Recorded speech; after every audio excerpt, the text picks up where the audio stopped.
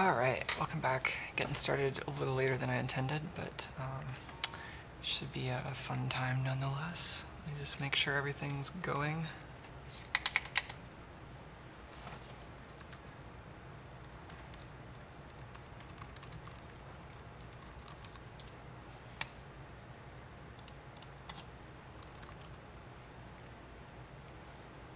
Looks like we are coming to you live on YouTube and on Twitch and on live.diode.zone/scanlime. Bringing you electronics and kitty. This is not the kitty. The kitty is on the floor right now. He was just here. I'm sure he'll be making some noise in just a second. But welcome back. We have the cat cam in need of a little bit of work still. Usually there's a camera specifically just to follow the cat. That's one area where the electronics and the cat kind of come together on this show.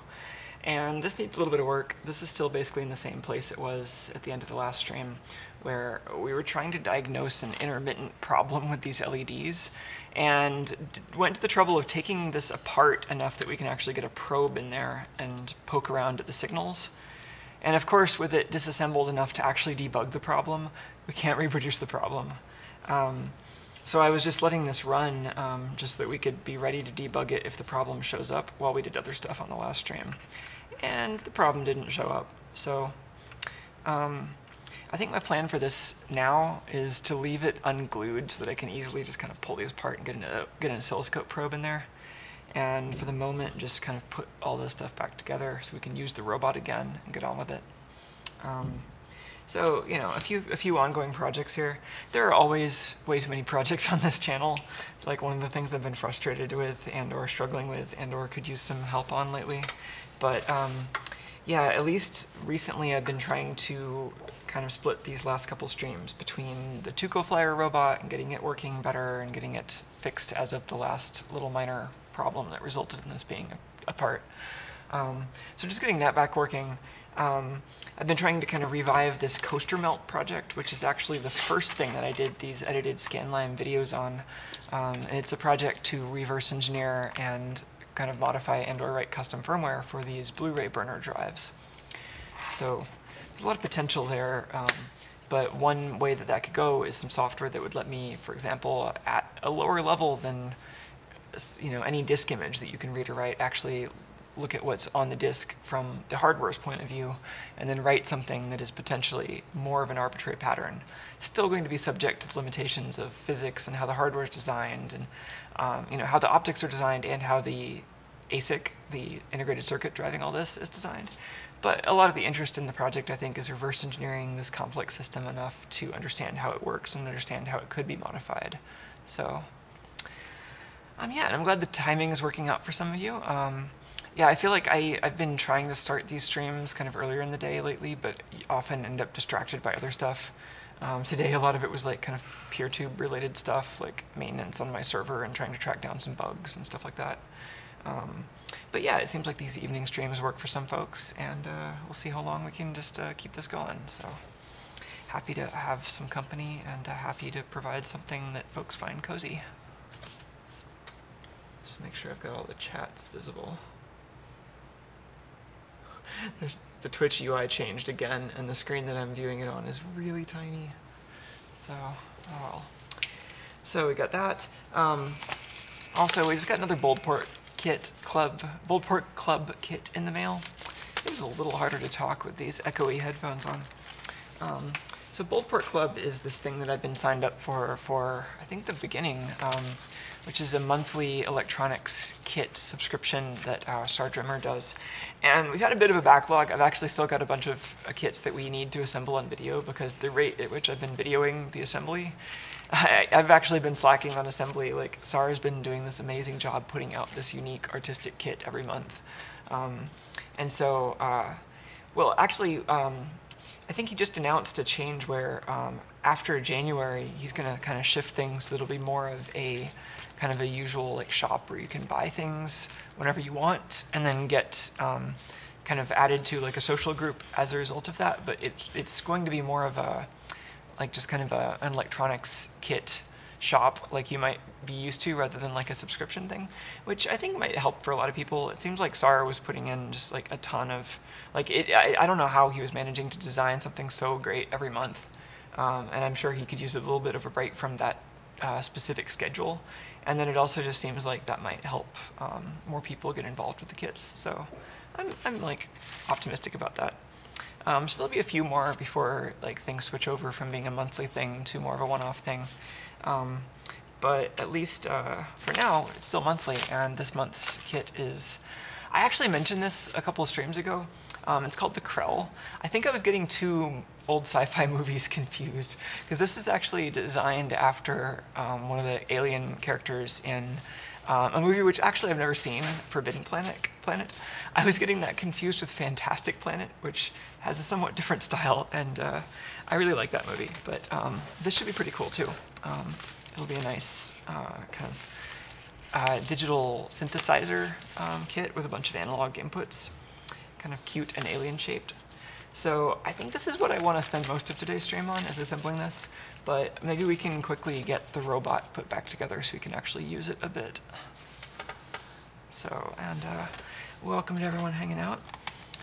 I also just wanted to really quickly just look at the status of Diode Zone, because I know I've been mentioning that a bunch the last couple streams. I've been just interested in having some momentum, you know, going on this decentralized internet thing, you know, because it seems like a lot of people are interested in having alternatives to the large cloud services these days. And, you know, there's a big conversation about like how accessible that is to everyone and how much work we've done versus how much work is yet to be done on making those communities good for everyone they could be good for. And I think right now you just see a lot of the same kinds of folks that would have been like early adopters in the like 90s internet kind of in the space. So you see a lot of people who are just doing stuff that is sketchy enough that they get kicked off of YouTube. I don't necessarily want to be in that group. But then you also get people who are just like really, really ideologically opposed to the large companies in YouTube, which I'm like kind of in that camp. But then you get people who are just like really aggro about that in a lot of cases, which is not necessarily what I want. But it seems like there's a lot of potential, at least, to create communities that are really kind of intentional and good and kind of moderated from the perspective of, you know, like a group of administrators and users who maybe are on the same page rather than are really adversarial and in a system that's really based on like bad motives and ad revenue and everything else that we've got driving our current like internet economy. So it seems like there's some potential there. You know, there's also a ton of work to do, and one of the things that I've been feeling most daunted by is not even the technology, but just how to find the right people to work on this stuff with. And I don't know, I mean, I tend to unnecessarily polarize stuff in my brain sometimes, and I've been finding myself doing that here, and it just seems like everyone is like really, really into the technology, or doesn't know anything about the technology, just has completely unrealistic expectations. And I'm sure that the reality is more nuanced than that, but it does seem like it's been relatively hard to find people to collaborate with who have both realistic expectations about what the technology could do and what it needs to do, but also like good ideas about how people could interact together and not be terrible. So yeah, that's like still something I'm personally trying to navigate, and something that maybe is like a more like large problem, but at the very least it's something that personally I've been trying to figure out how to interface with. But yeah, it seems like it's going all right, at least in this little Diode Zone thing that I've been trying to run. So this is, oh, that's the wrong computer. This is my little PeerTube instance. And you can see that there's some stuff on here which is not mine now, which is probably good. There's, let's see, this guy is working on writing some fiction, and he's also got kind of a personal blog. There's some like more arty stuff from me. There's these like VR episodes. There's, let's see, what else? Some other electronics YouTubers you might mention, like Blitz City DIY, and Piotr from our channels here, and TNT. Yeah, so like there's some stuff that you might want to check out here. And if you're interested in hosting your stuff here, just drop me a DM with the username and email that you'd like to use, and I can add you. So far, I've been keeping the account registration manual just to try to help the community grow slowly, and also to avoid the spammers, since there's no like automated anti-spam or anything. And in fact, some of the active discussions right now are about like how to even build those tools, because there really are no good solutions for anti-spam and anti-abuse, but like finding the best compromises, that's like a hard technical problem and a hard social problem. So it's difficult, but it also seems like maybe something that is worth, those of us who are interested in stuff like that kind of digging into a little bit and helping out with. So I've been trying to do a bit of that the last, couple weeks at least, like trying to actually get to know what the different communities around this software are like, and like what I might want to help out with and what I might want to do differently. And I think I might have mentioned before that one of the big things that have been on my mind is just like, well, how much I even want to contribute to PeerTube versus doing something kind of like adjacent to or different from PeerTube. So there are a lot of like architectural and social pluses and minuses here. It seems like there's a lot that seems to be working about just like having a community open source project, but then it's also been really hard to have, like I think there's been kind of a lack of focus on like moderation and community tools so far in the code base, and there's maybe a couple different ways to see this. Like from their side, the like Framasoft, like they're the ones who are mostly developing. They're like the core developers. Framasoft is this French company that I think they do a variety of open source and kind of decentralized web projects now. But specifically in this case, they're financing the lead developer. They've also been, I think just some of their developers are really active in the project too. So like they've had specific obligations where they did a crowdfunding campaign to get some money to pay the lead developer and just generally like fund the project. The crowdfunding campaign had a specific set of milestones in set aside, which were not necessarily the milestones that you need to have functional communities. So like there were things like really basic federation and video uploading and stuff like that, but really missed things like video and comment moderation tools, and even like legal requirements like GDPR stuff didn't get into 1.0. Like the 1.0 release was really based on the specific milestone they set aside in the crowdfunding campaign more than any sort of notion of completeness, as far as I can tell. And I think because of that, there have been a lot of misunderstandings where people like assume that the organization is like always going to be pointed in this way that is neglecting moderation and community management tools. It's possible that that's the case. Like it's possible that there isn't a critical mass of developers who understand how to build these tools right. But I think the issue of the 1.0 milestone might be separate. Like I would like to give them the benefit of the doubt in that way at least. So there's that. And then there's just a bunch of like technical stuff. Like my own kind of pet thing that I would like to integrate is live streaming for situations like right here. I would like to be doing my live streams directly on Diode Zone and have the chat integrated there and have the archives go directly to the Diode Zone archives, and maybe even have it like restreamed to other services when I want. So that would be great. Architecturally, that's really difficult to accomplish using the current PeerTube, PeerTube architecture, really. I guess I just said architecture twice, and that's redundant, and Tuco's distracting me. Oh gosh, he's just such a climber. Like they're really kind of committed to this thing where every video is a single file, and it's been hard to see ways that they can make incremental changes away from that. So like right now, every video you upload a file that gets transcoded into a .mp4 with H.264 and I think AAC audio in it, and then that entire file gets hashed, turned into a torrent. That whole thing has to be immutable. It can't change as the video is being recorded. So that's one problem. And like the whole infrastructure is kind of built around that like single video model. If you're still going to have a single file, like you could make this like a HTTP live stream style playlist where it's a file that's kind of a meta index of other files. HLS and Dash are two live streaming protocols that are kind of industry and/or de facto standards that you can imagine using for this. And in fact, there's even kind of a compromise where the MP4 file itself can be a single file, but then it can be divided into segments within that file that you can play back independently. And then there's like an XML metadata, like Dash metadata file, which can reference where those segments are and time codes for them. And yeah, I mean, there's two things that would really help with. There's being able to build a file up incrementally as you're live streaming, and also being able to download it incrementally and not have to download the index for the entire video, like that move atom that's at the very beginning of the video. So it would help with playback performance as well. And I've just been investigating that as kind of a, like that seems like maybe the biggest kind of technical gap between the back end that I would really like to have and the back end that PeerTube has. There's like maybe a more aspirational goal where perhaps the back end could be something which isn't so specific to video and is more of a generic like social media CMS, like content management storage kind of thing, like content management system with a storage backend.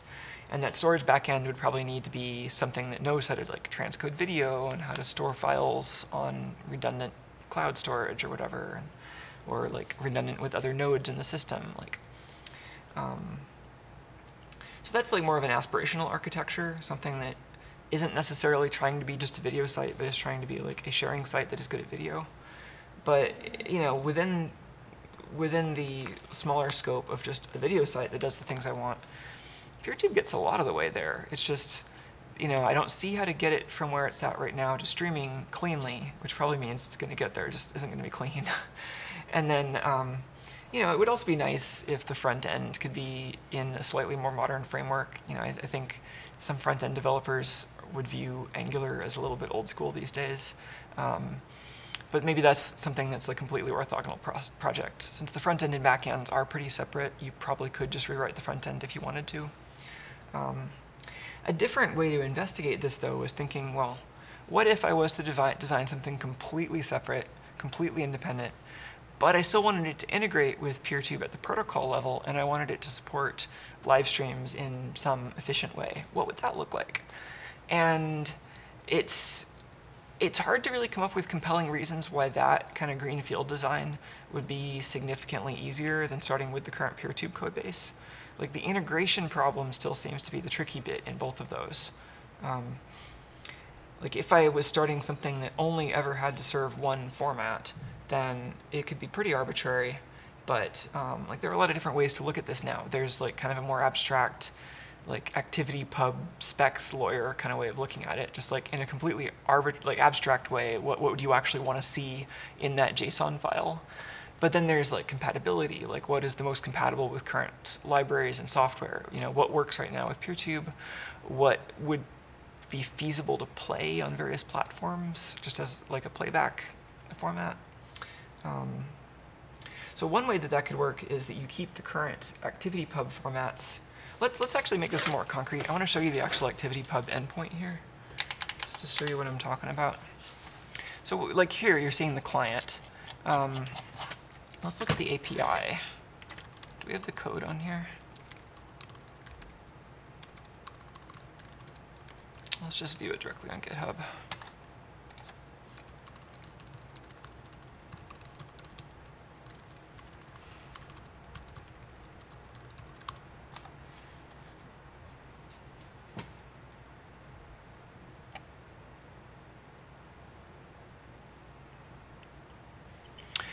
Yeah, no, I mean, something that's like a music streaming site could definitely be great too. And I mean, it seems like there's a lot of room for overlap in those backends. Like, you know, like you might end up wanting to use like slightly different tooling and libraries, but it does seem like you could probably come up with a framework where like audio and video were both just special cases of like media streams of some kind. And that you could do, because like I don't think ActivityPub really cares that much. Like ActivityPub is a lot like RSS. It's a pretty kind of open-ended specification here. And I think more of it is going to be about like what presentation decisions could a particular client make just in general or based on the particular content of a post. And then for these different post types, how do we want to represent those from different points of view? Like what would they look like from ActivityPub's point of view? What would they look like from like an HTML embed API? What would they look like from like a native web view that's built into the server? Tuco's sitting here on the desk, and I can actually grab the camera. I'll be right back.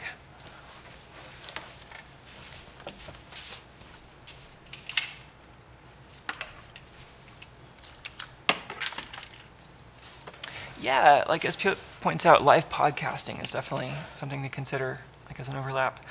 And that's something where I think historically there are some protocols you could use, like MP3 over HTTP, which like you could support those, but I don't really see a compelling reason for audio podcasting to not just be like the same exact protocol stack as a video live stream, but without a video stream or with a very trivial video stream. Yeah, I mean, a lot of people do the like single frame video kind of stuff on YouTube where it's basically audio with a static picture, and that's just, it's so small that it's really hard to justify maintaining a completely separate pipeline for something which could be collapsed into the same thing.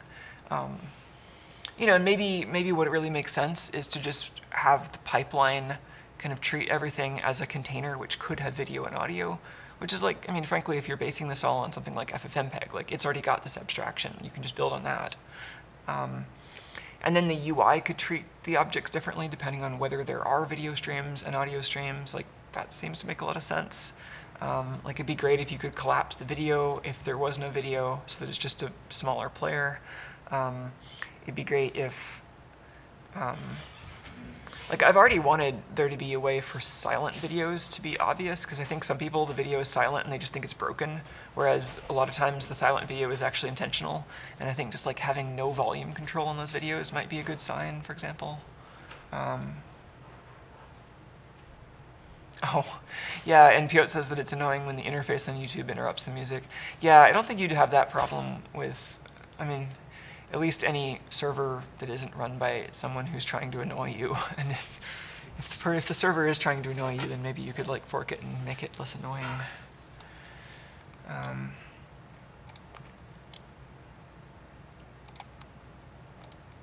This is the API.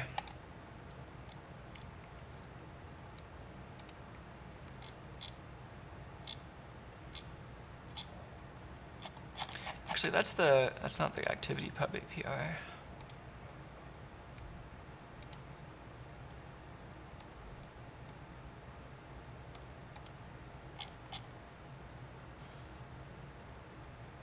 Or is it?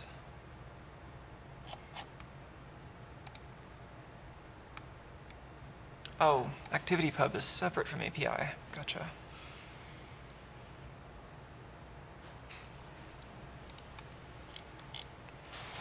We've got inbox and outbox. Those are how messages get sent between servers. This client router is, I think, the most useful thing for us to play with right at this juncture.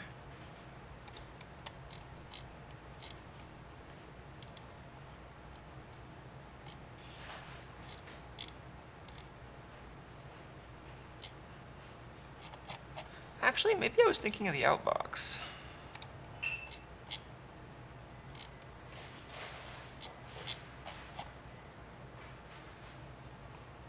Yeah, let's try this. Accounts name outbox.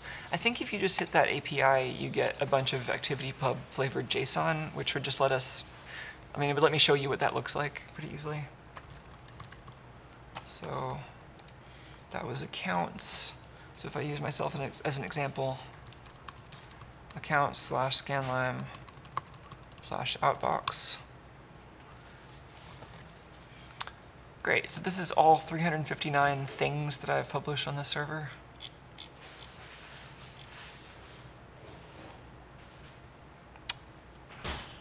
Oh, that's right. So actually, when you just hit this outbox, it doesn't tell you the items themselves. It first gives you this metadata.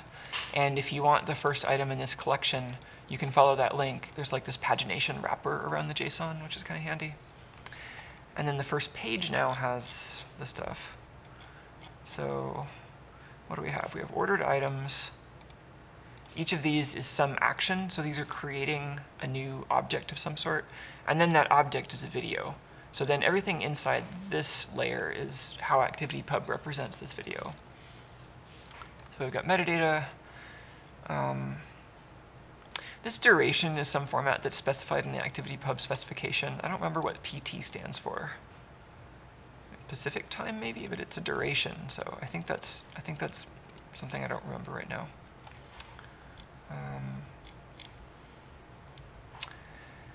So then the content here, kind of like in an RSS feed or something, this is the video description.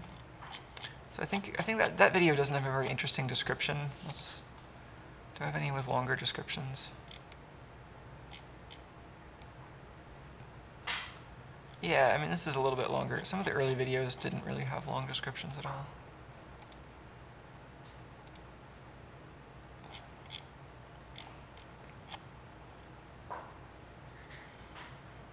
Yeah. Anyway, so there's content, support, icon, and then URL. This is really how it defines the video itself. I mean, so we've got links to other ActivityPub objects here, but URL is where the actual video lives. So we've got that in multiple formats. We've got a link to an MP4 file itself. This is the web seed. There's a link to this same file inside the torrent. So the torrent itself it's a wrapper that contains this URL plus information about what tracker to connect to find other peers, plus a hash that you can use to verify that the data you're downloading is correct.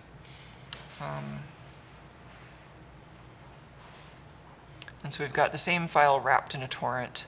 You're going to see a version of this for every resolution, indicated by this height parameter. It's also interesting. I don't know why the torrents don't have file size or frame rate, but the MP4s do. I don't know if that's intentional. This magnet link is yet another format for the same torrent. So this is the same data, just wrapped in a different torrent format. And then here's all of that again, but for 1080p, 480p, 360p, 720p. So those are all the videos for this. One question I've been trying to answer is, if I wanted to do something that was based on an HTTP live stream style playlist, how would that appear in the ActivityPub JSON format? And one problem I have specifically is that these application/BitTorrent MIME types, or even this, the BitTorrent semicolon scheme handler magnet, this doesn't tell you what's inside the torrent. All it tells you is there's a torrent you can download if you want. So imagine you're a player and you want to be able to support either monolithic MP4 files or streams, or you're a server and you want to be able to offer both. How do you disambiguate those two? That seems like a design problem that needs to be resolved. And that's also something where if I want to make this compatible with PeerTube, the current PeerTube instances that are out there, it would be useful to be able to talk to them about this. It's just not clear whether the developers are actually interested in thinking in this particular direction yet. So another way to do this would be to not use WebTorrent at all, but to just serve an HLS, like HTTP live stream or something similar from the server, and then let the client do its own peer-to-peer tracking. That would be simpler in a lot of ways. There's this package, which I keep forgetting the URL for this off the top of my head. Maybe I'll go there if we come back to it later. But there's this package I was looking into, which is it's a JavaScript implementation of this WebRTC-based peer-to-peer media downloader, but it doesn't require any special server. It downloads just an M3U8 playlist and the segments. Separately, it connects to a tracker, which could be your tracker or a public tracker. It's probably a good idea to run a separate tracker, but you can also share trackers. There's no architectural reason why it has to be the same as the server. And so you're downloading the playlist from the server. That's how you find like what is the newest canonical content. But then you can also share those chunks that you've already downloaded with other clients that want them. That to me seems like a pretty good balance between the central server and the bandwidth sharing. Obviously, it'd be great if we could just decentralize this as much as possible, but thinking through the actual limitations involved in low latency streaming, like I think you need some way to control the length of the path between the server and the client, and just kind of exchanging fragments of the video ad hoc in a mesh, like without any real goal. I don't think you can necessarily make that fast enough. I'd love to see examples of low latency streaming that work like that, but my intuition is that that wouldn't really work very well. And a solution like HLS from the server and then some kind of peer-to-peer on the client seems more viable. I don't know. So if that's actually the direction to go in, then maybe we keep the torrent just for completion, for compatibility with current clients that support that. But then the thing I maybe want to focus on is offering like an HLS file here, an M3U8 file. Another option is something that works like HLS or Dash, but the segments are stored inside torrents. My intuition is that would be the worst of both worlds, but maybe that could work too. I'd be interested in experimenting with that maybe. So yeah, there's a lot to think about there, a lot to work on. I've been trying to do some combination of just trying to figure out like what to do for my own server and the community that I want to run, but also just trying to figure out how to coordinate with other people who are interested in running communities or other developers who are interested in working on this stuff. So anyway, I think that's about all I had to say about this right now. And yeah, if you want to get involved with the project, there's a bunch of documentation here. You can run it via, like I think somebody has a Docker image, but I think mostly the way to run this is by following either the contributing or the production guides. So there's how to create your own instance here, which I think links to the production guide.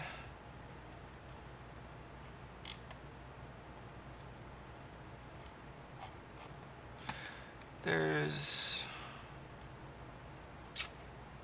I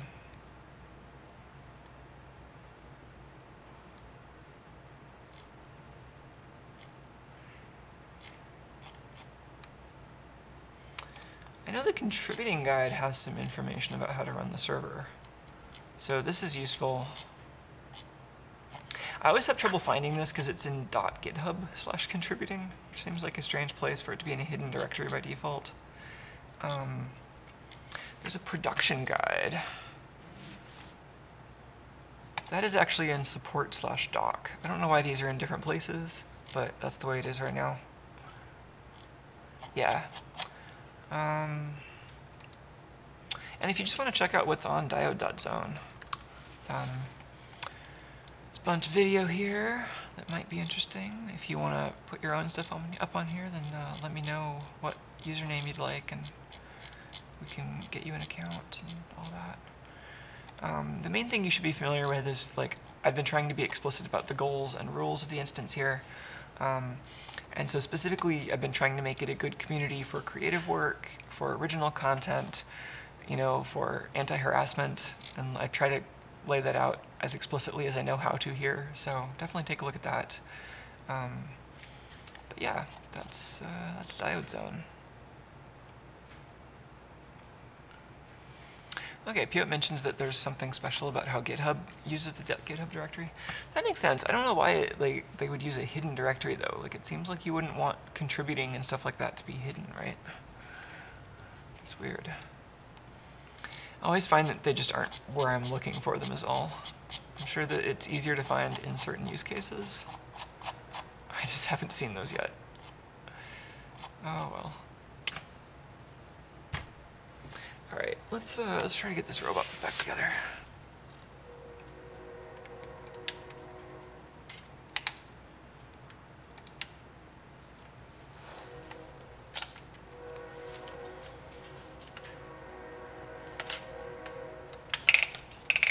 Oh yeah, it would be nice if the website were a little less hidden too. You know, like the GitHub pages branches.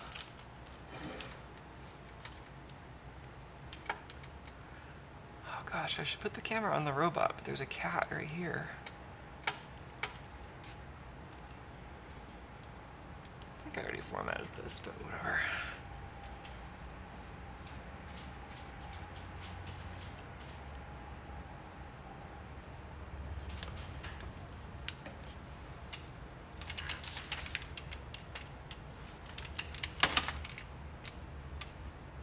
Oh, that's good.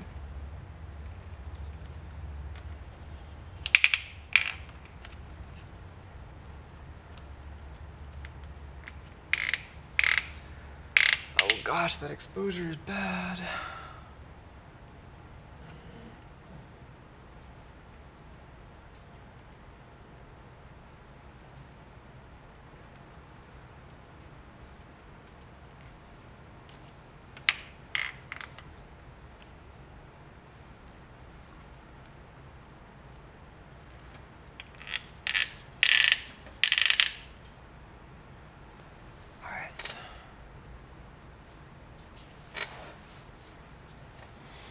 Alright, so at the point we left this, I was trying to reproduce that LED problem, mostly failing.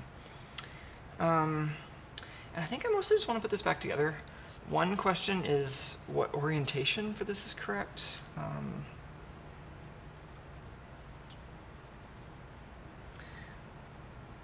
Because I could be off by 180 degrees. So let's assemble this, but with the expectation that it might be assembled incorrectly. We might have to back it out. And then the gimbal is hanging out over here.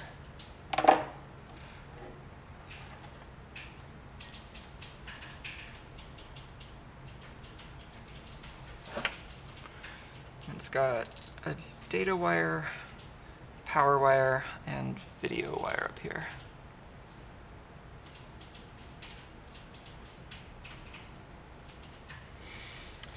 Alright, and these are the clamps that actually hold it together.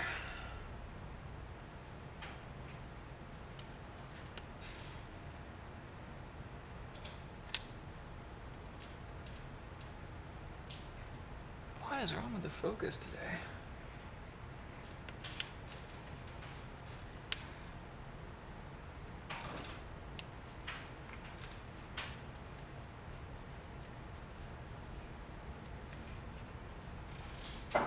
It's weird, my camera is refusing to focus. Usually that's my job.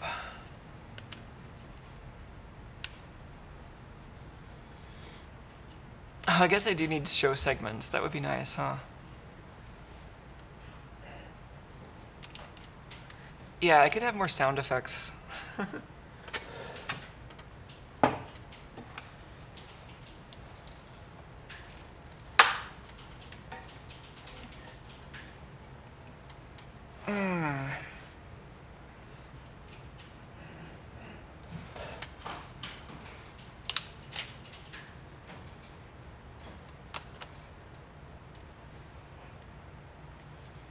Is the camera having trouble talking to the lens, maybe?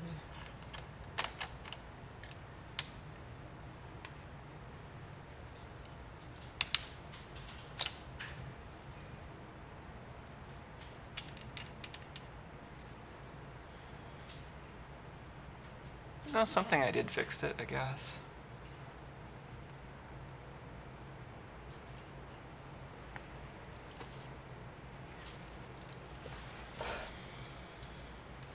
Alright.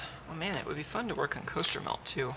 I think the place we were at with coaster melt was having trouble with the USB to serial adapters on macOS and feeling like porting the whole project to Raspberry Pi.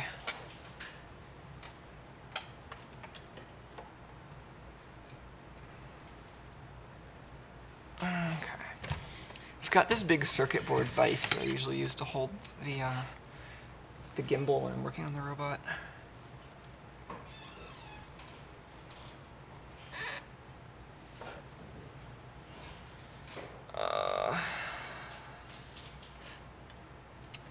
So, I mean, one thing I could do is just plug this stuff all together and look at how the LEDs animate, and use that to see if the orientation's correct. I think I might do that.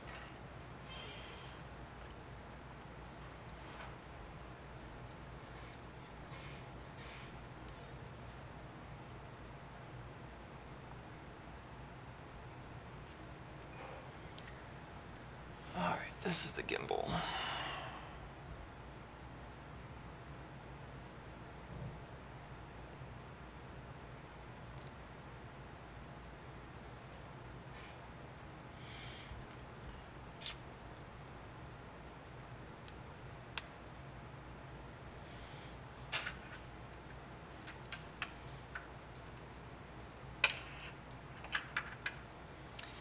Alright, and this is 12-volt power for the gimbal.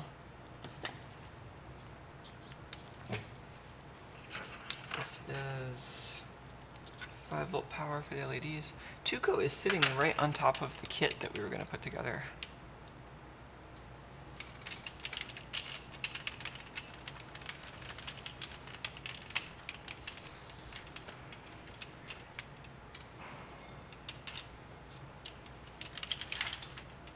Oops.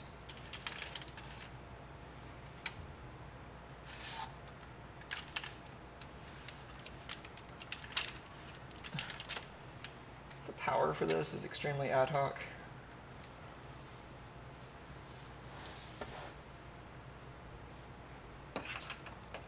Speaking of powering it off and on again.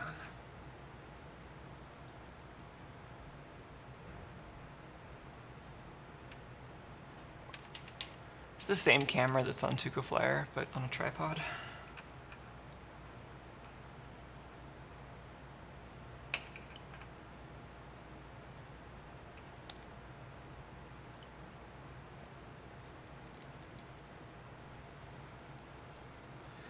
Alright, this could easily just pull everything off the desk. I'm plugging everything into a motorized object. It could just go flying off the desk. Maybe stay.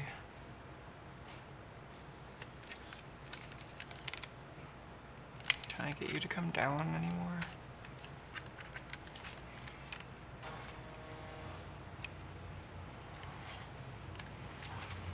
Stop. Alright, that'll do.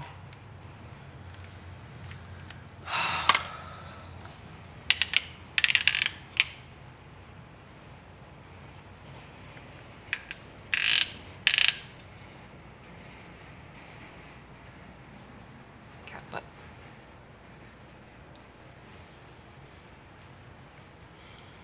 Alright, I think I just have to plug in this connector and the robot will power on.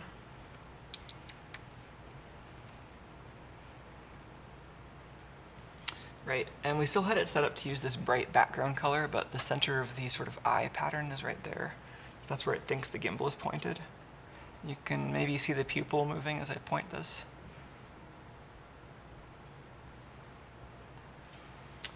Let's maybe change the color scheme back to where it was.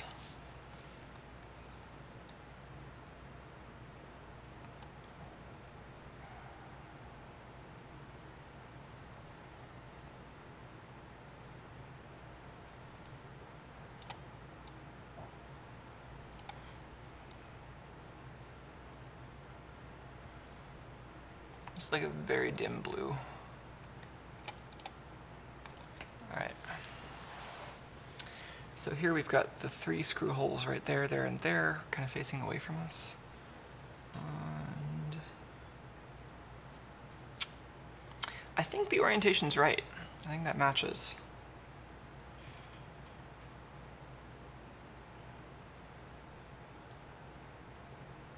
Yep.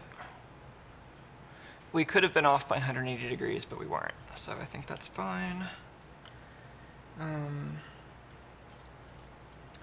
Alright, the next problem to solve is how to keep the clamps from just coming loose again next time. I'm wondering if there's room to add a little bit of friction tape between these carbon fiber poles and the clamps here.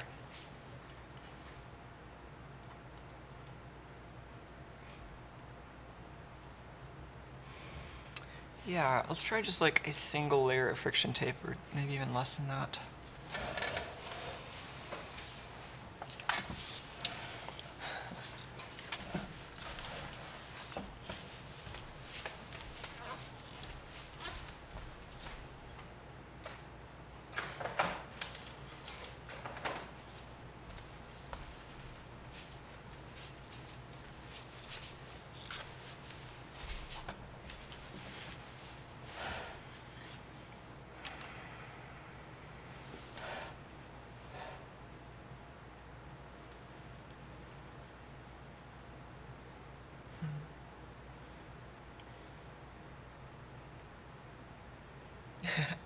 Good morning. It's nice that it's morning for some of you. Yeah, I feel like I always worry about starting these streams really late, but then, like, it's certainly morning somewhere.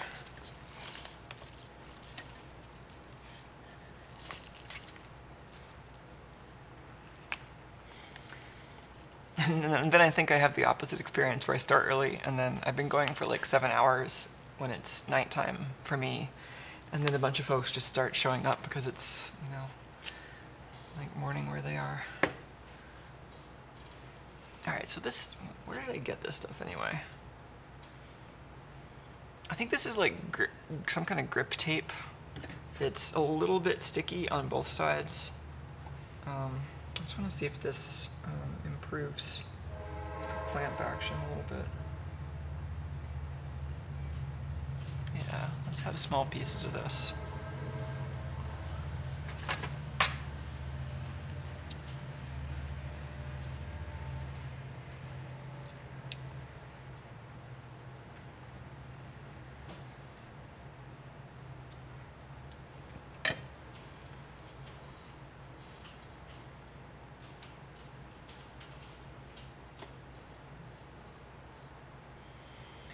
Know how much room I have for this. Like, I could also use glue, but then I think it would just never come apart until I break it. I could also glue on the carbon, like I could glue the carbon fiber onto the clamp, and then this clamp piece actually bolts onto the piece under it. So it wouldn't be permanent, but I don't know. I mean, I could also completely redesign this clamp, because the clamp is not great, but I don't think it's quite necessary to go that far right now.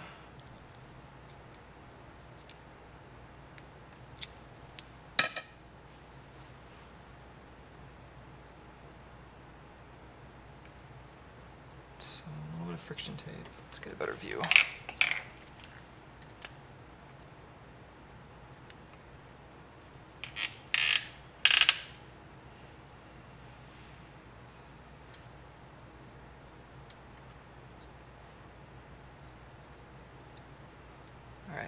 Power this off.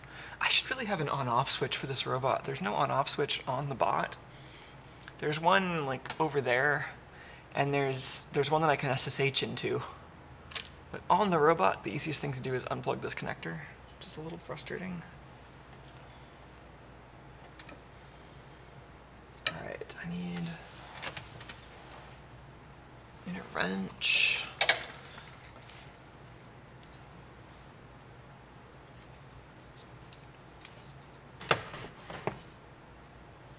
Oh wow, 5:30 a.m. where Christian is. Oh, yeah, that's pretty morning. That's not even technically morning, that's like really morning.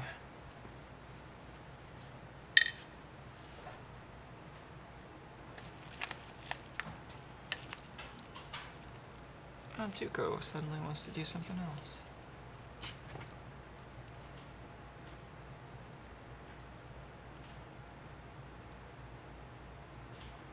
Like untangling this tiny coaxial cable slightly. Right. I'm having a hard time actually finding a good camera angle for this.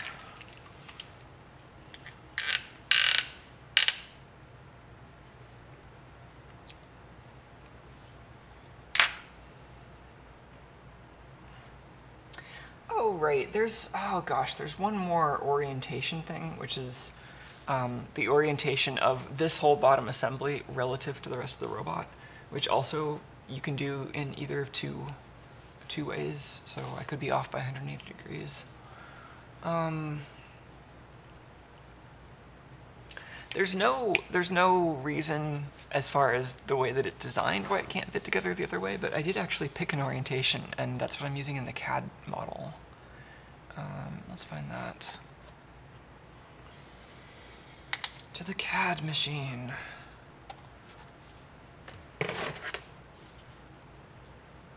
Where is the CAD machine?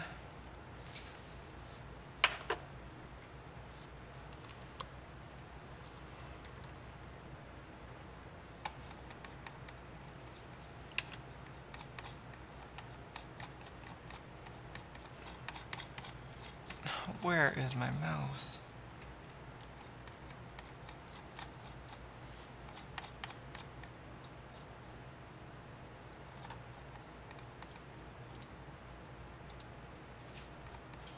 Oh gosh, it's right over there.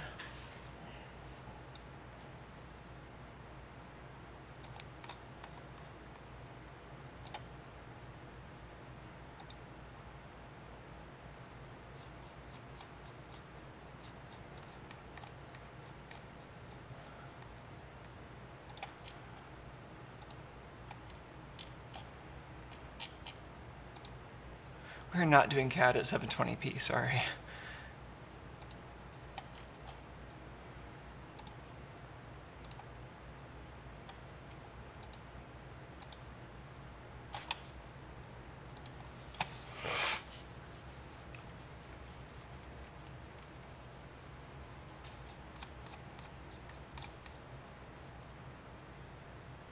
It's running on the other monitor.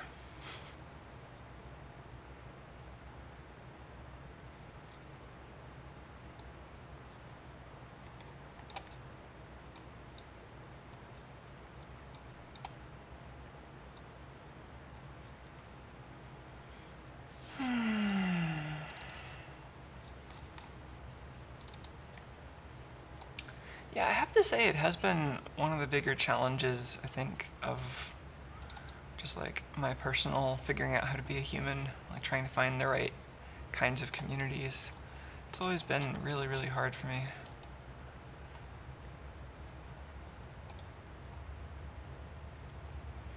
To the point where, like, right now, I don't even really believe, I think in my heart, that community is a real thing. Like, I think there's something just like fundamentally isolating about the human experience that we can't really get past, but maybe I'm just depressed. I don't know.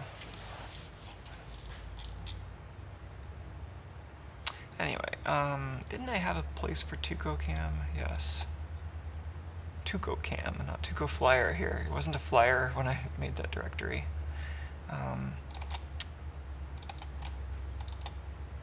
This is not the most recent CAD model.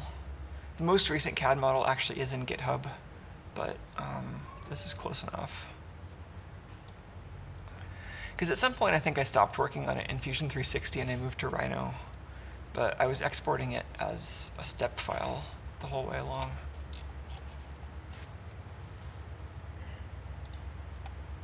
So a lot of this robot is 180 degree symmetric. There are a few things that are different. On the top, you can see that the IRs, or the lasers, they're not 180 degree symmetric, they're three-way symmetry instead of two-way. It looks like I also picked an orientation for the circuit board and the motion sensor. Those are not quite symmetric. And then down here, you can see the orientation I picked for this if you look at the bolt pattern. There's one extra bolt, there's two side bolts, and then the gimbal is a little bit off-center here because I centered the axis of the gimbal, but the circuit board for the gimbal itself is a little off-center because the center of the axis doesn't go through the center of the circuit board. So let's reassemble it the way it is on the diagram, just so that future me is not hopelessly confused. So yeah, we've got the side with this single laser, and that goes to the underside of the circuit board. And that is correct. And that same side, the side with the single laser is the side without the extra bolt. So this is I need to rotate this 180 degrees relative to how it is now, and then it'll match the CAD diagram.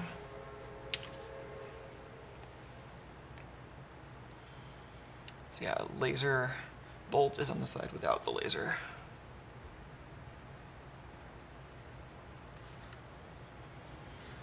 Alright, so I've got to unplug this and feed the wires through the LED ring, and then stack them together.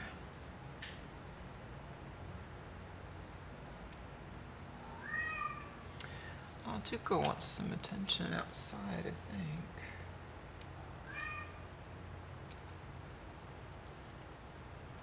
It'd be kind of weird to live stream from the hall, but maybe we could go out there and play with Tuco.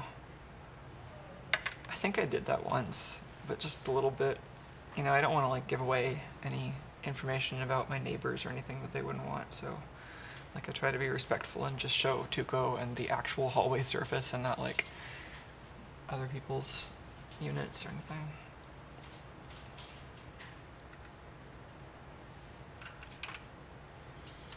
Yeah, privacy is always a little tricky when you're live streaming, but I think it's worth it.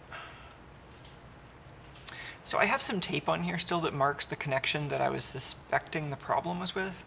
I'm going to leave that tape on, even though like that was a work in progress bit of debugging, and that may or may not actually be the real problem, or the only problem.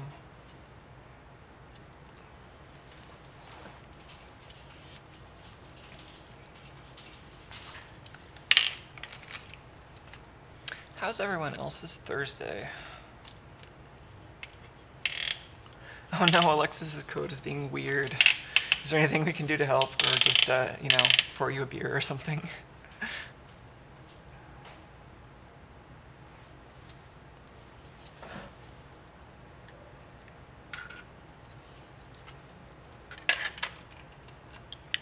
This is this huge mess of wire, and I've got to be careful to remember to put the wires that come up through the right part of this so I don't make the mess worse. I think we're going to decide this is the middle.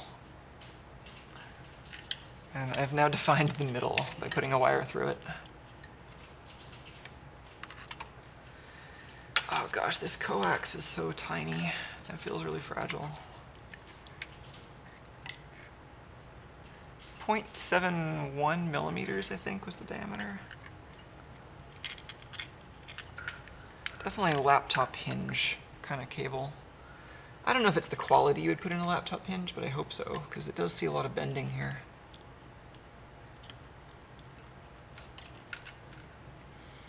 Okay, so this can't go completely together because I do need to get in there and tighten the clamps, but I want to make sure that it can fit together at this point.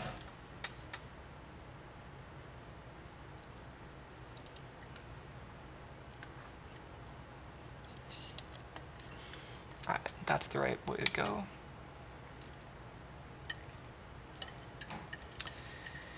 So now this whole thing rotates 180 degrees, and then we do the mechanical assembly, and then figure out the electricals.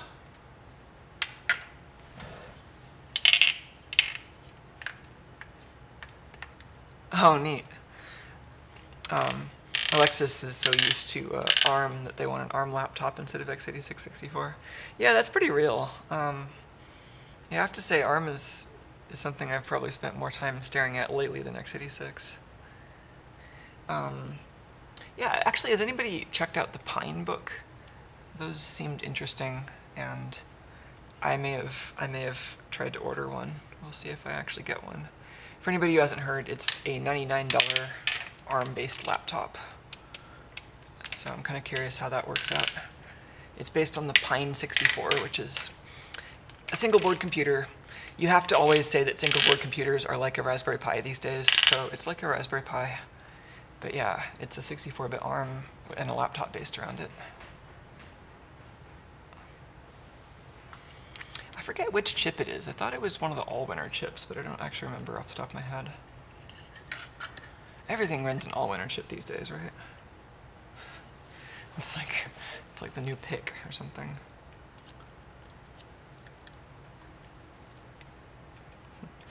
Who needs an 8-bit micro when you can run, you know, 32 megabytes of Linux? That's terrible. Alright, so I think now I decide where the posts go in. Again, it's kind of a wire routing problem. I'm just deciding which side of these carbon fiber rods all the wires should go in, because this commits me to that decision.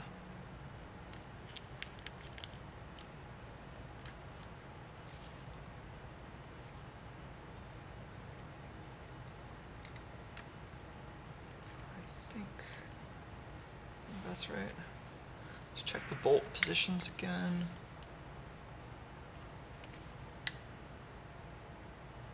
Oh, I think I forgot to rotate this because I've got the hole lined up with the laser, which is the opposite of how this is supposed to work. Let's rotate it. Glad I checked that.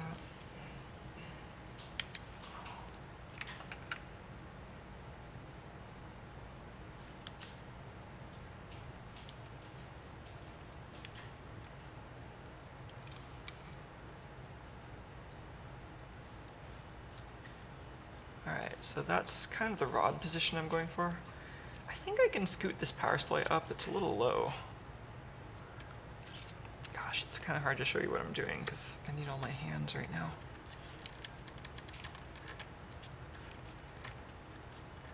Just like scooting the power supply up on those zip ties. Scooting this power distribution thing up a little bit.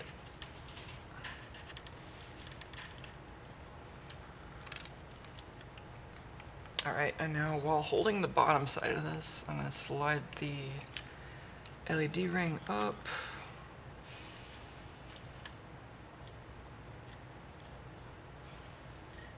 Okay, now I can actually see the clamps. You can't see the clamps, sorry. Let me see if I can fix that.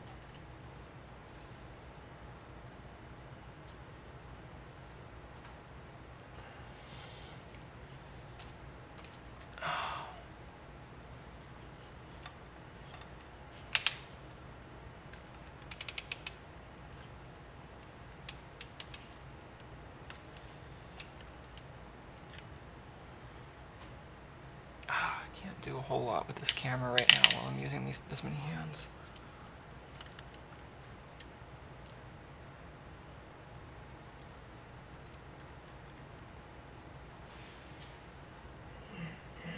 Oh yeah, a RISC-V laptop would also be pretty great, probably. I don't know how far we are from that being like really usable in practice, but I like the idea for sure.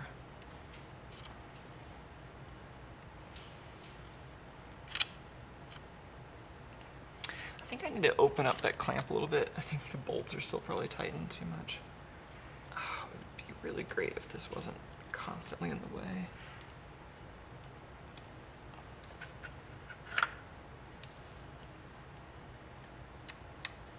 I can barely see what I'm doing here.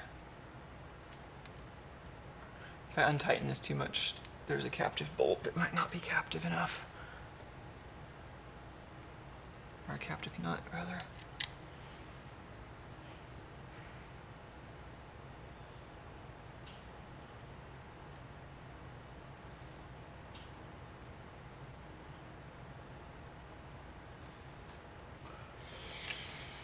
Okay.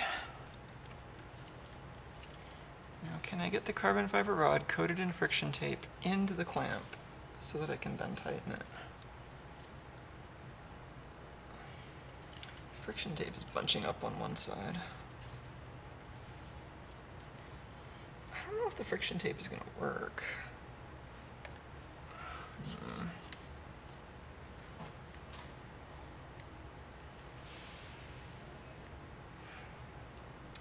The friction tape is kind of getting stuck in there, but not in a uniform way at all.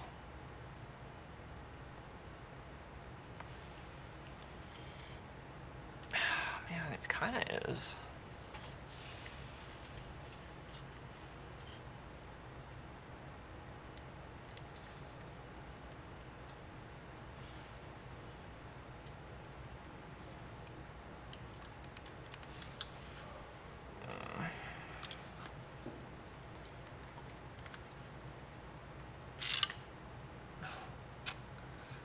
Coax going all the way through.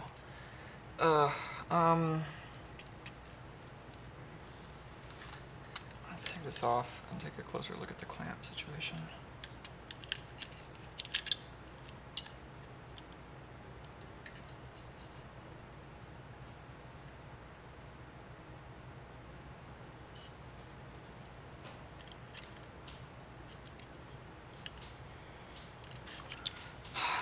take this off again, but let's just try putting the clamp on where I can see it.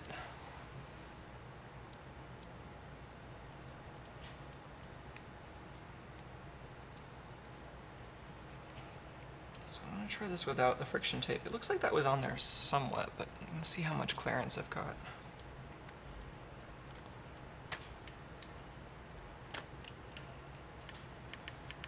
It's more of a tight fit on one side than the other. I think I could have undone this bolt a good bit more.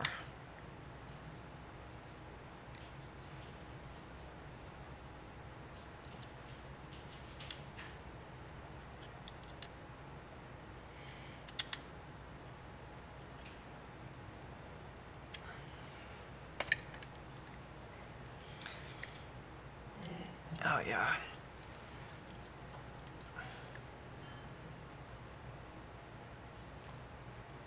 This is a pretty snug fit. I don't know if I'm going to get the friction tape in there.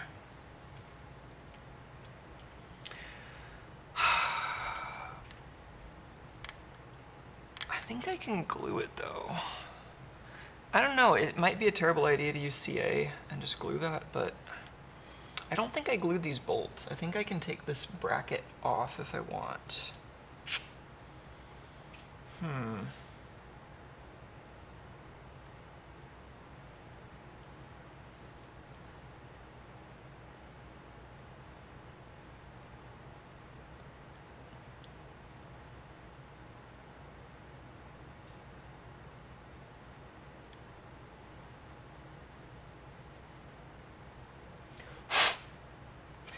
The lenses on this camera are so dusty.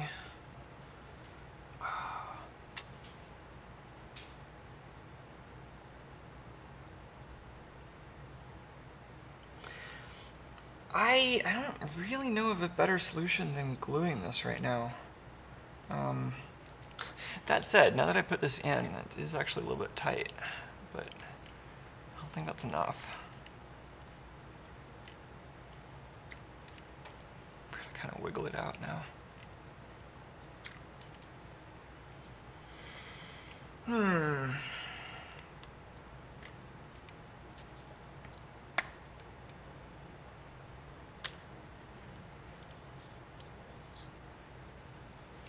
So, I'll get a better view of this clamp assembly. So that's the first joint in the gimbal, connectors for the gimbal. The video cable just kind of comes out of the housing on its own. And then there are two 3D prints here that are bolted together, possibly glued, although I hope they aren't glued. I don't think I glued them, but I might have. The thing I'm contemplating doing is gluing the carbon fiber rods into this slot, in addition to clamping down these bolts to add some pressure. I thought the bolts would be enough, but it slipped a little bit. So I'd rather avoid that in the future. So yeah, I don't have a better idea. I'm gonna get some CA. I think we can get this apart in the future if we need to.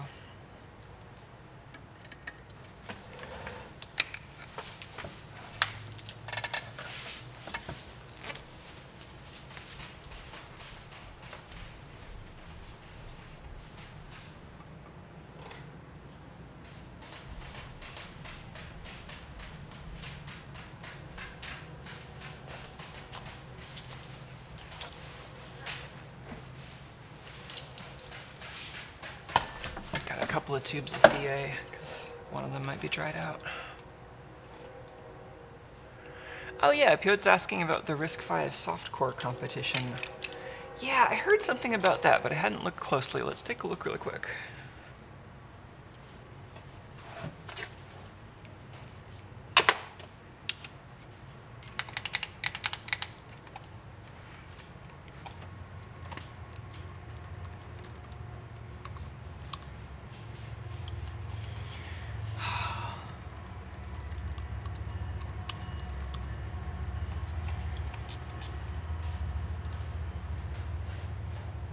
Oh yeah, good question from Techie. What's the bit with the two heat sinks? That's part of the gimbal. So this is an off-the-shelf gimbal. It's designed for quadcopters. It's made by Tech. And I added a couple of heat sinks just to improve the cooling when it's not in the air with a bunch of like blowers right next to it, really.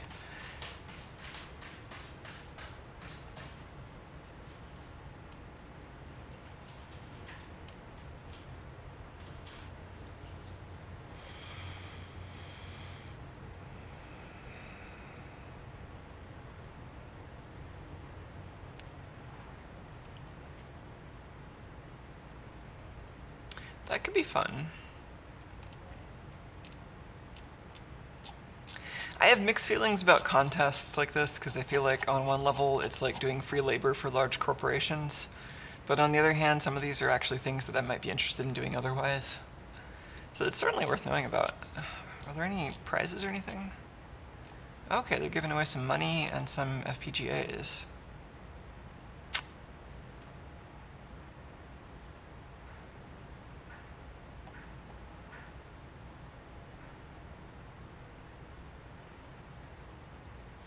I don't know if I have any of these specific dev boards.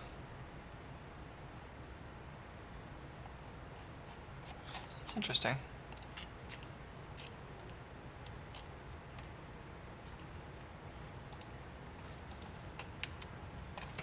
All right.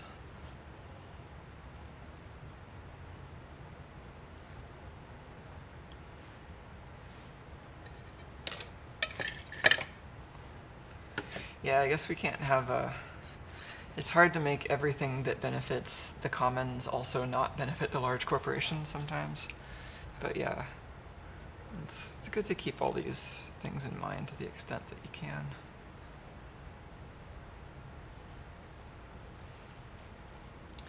All right, well, I think I'm just doing the same thing again, but now with superglue handy.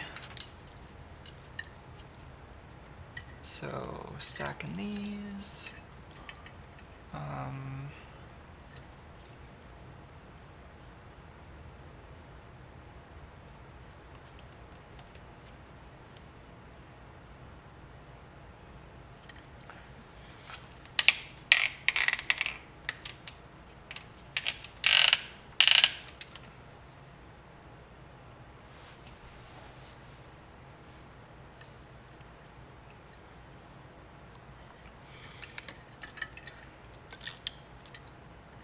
Doing the same thing where I try to pick a middle, put the wires in whatever that middle is.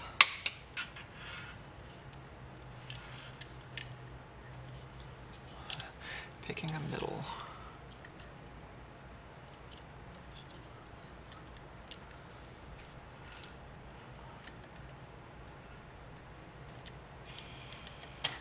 The trouble with metaphors, it's possible to find so many metaphors that you then start looking for them in places where they're a bit of a stretch. It's like you can start treating everything like whatever your favorite obsession is sometimes.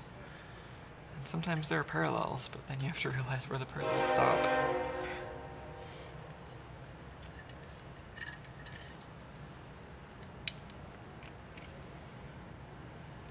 Bolts on the right side.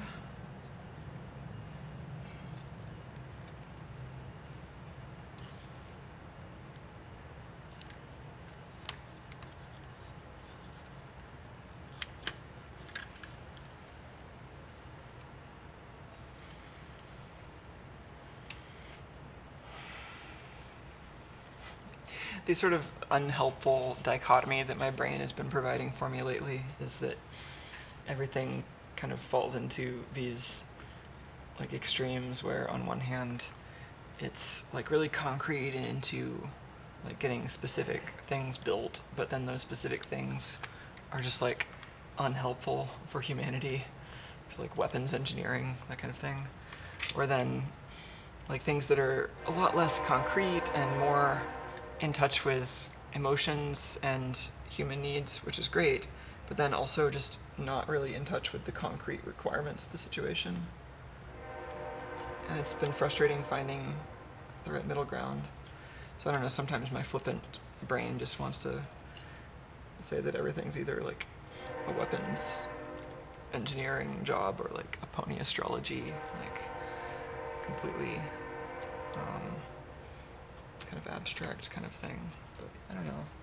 Then some people pointed out it's probably actually pretty fun to be a pony astrologist, so maybe I don't know what I'm missing. I just have a lot of trouble being around stuff that doesn't feel real these days.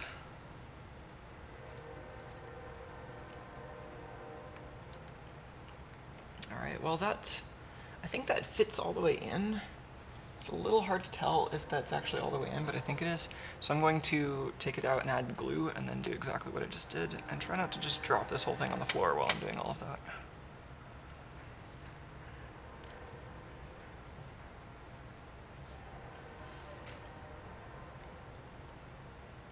Yeah, no, I think the icebreaker stuff is really great. Like I mean, yeah, it does, like you do need to buy a chip from a company for it to be any good, really. But like I think on the balance, it does something which democratizes rather than centralizes a particular kind of power, which is nice. Wow, this is really not coming apart. Do I really need the glue? This is always the problem, right? It's like right when I want to glue something together to make sure it doesn't come apart, I can't actually take it apart to add the glue. Oh, the magic, oh, the magic smoke. I didn't actually drop any of that. That's good. Actually, either I'm going to drop it or I'm going to rip this SDI cable. Those are the two worst failure modes right now, probably. Okay. It's hard to hold this with enough free hands to add the glue, but...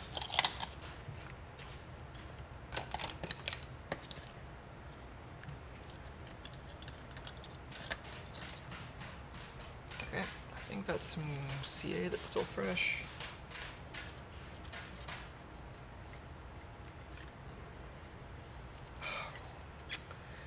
Oh, geez, to have another hand right now, right? Be helpful.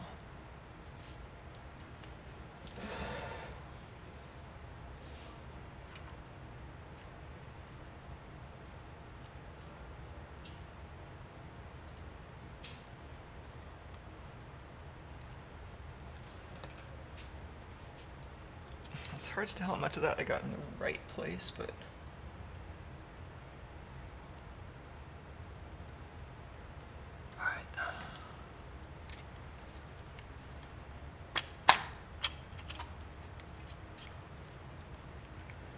Alright, I think the rods are down. Let's see, do they actually fit all the way in? You can almost see the end of the rods if you look in the gap around the gimbal circuit board, which is what I'm looking at right now. Yeah, they're all the way in.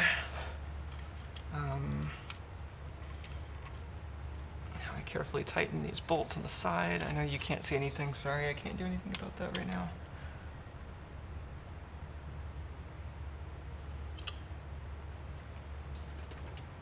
Oh no, print failure from Emily, I'm sorry.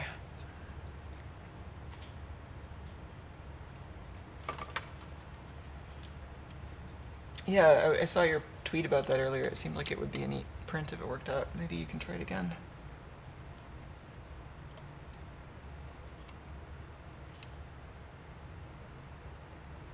So I'm tightening these a decent amount. I don't want to break anything, but I do actually want to squeeze those carbon fiber rods pretty effectively.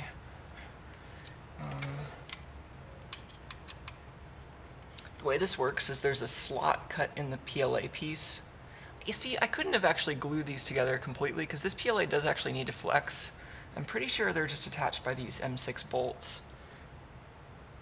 I'm hoping I didn't just glue them together just now with all the CA I put in there. That could be annoying. Oh well. If I have to, I can reprint both of those two bottom pieces. Like, those are both pretty small plastic. So, worst case, I can break and reprint just this bottom piece, like these two.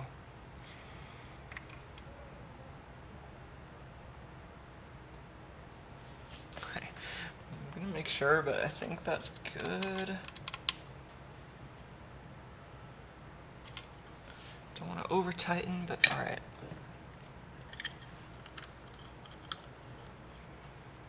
So, If I feel like I can trust the thing that I just glued and tightened, I could let go of this. I'm not entirely sure I'm at that stage yet, but we're getting there.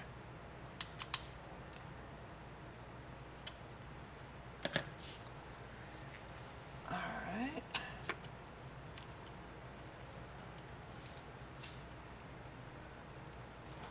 I think that might be all right. So if this falls, the gimbal just falls on the floor, which is not great, but I think that's all right. So that's held by the clamps and by the what's now a very wet bunch of super glue, but it's going to start drying and that'll hold it too.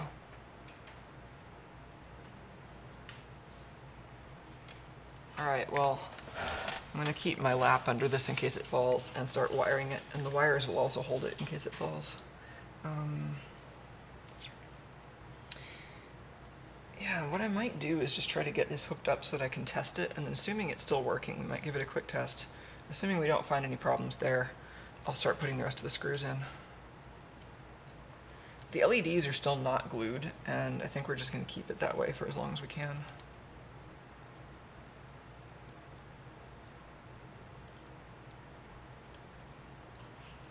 I'm trying to find the most stress-free place for this tiny coaxial cable to hang out.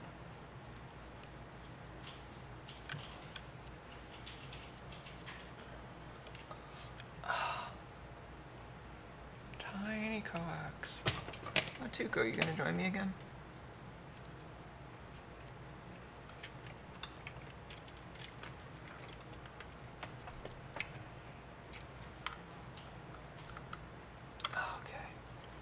So that has an SMA connector that fits into this 3D printed piece in this like little hexagonal hollow, which is kind of fun. And then the SMA just pops up. It's actually right behind that carbon fiber rod from your perspective. I'll get a better shot in a sec.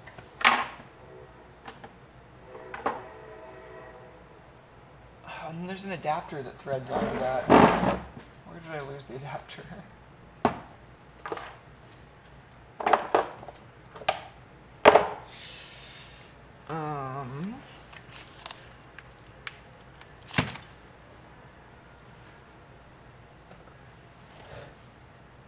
Tuco's over there.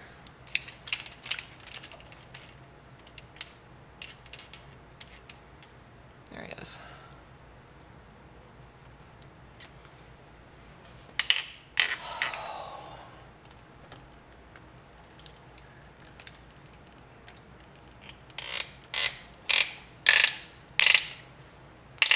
This is an interesting view. We haven't really seen it from this angle.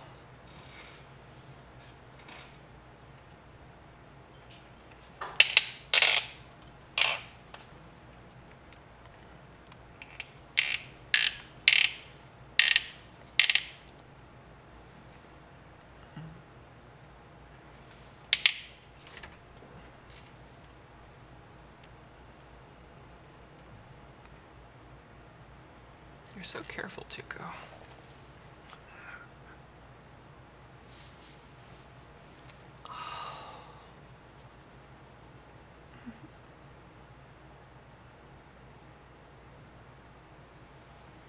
Yeah, it is pretty amazing how much faster the Ice Storm tools are than the official tools. It's pretty great. Oh, I need this specific piece. I wonder if Tuco knocked it on the floor. Oh. Maybe he did knock it off the table. It landed in this little bin.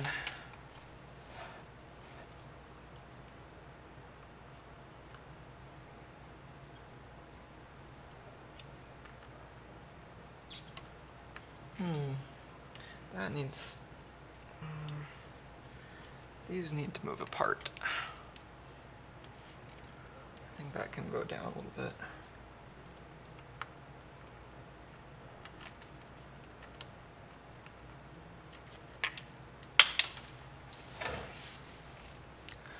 Those pieces probably need a lot more clearance than they currently have. I don't like putting the DC converter closer to the motion detector because it's just going to interfere with the motion detector. But let's just see how much room we have.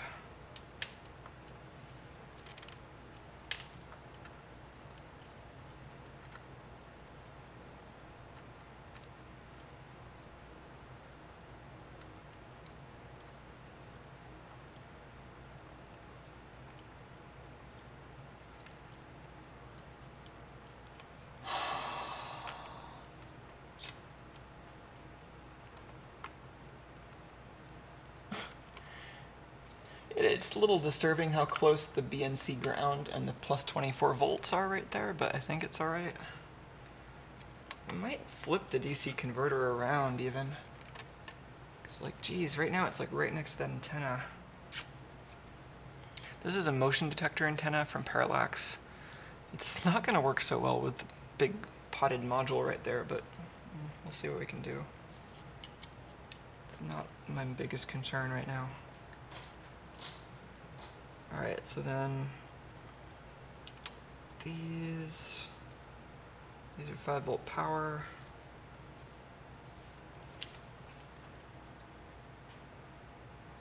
That goes over here.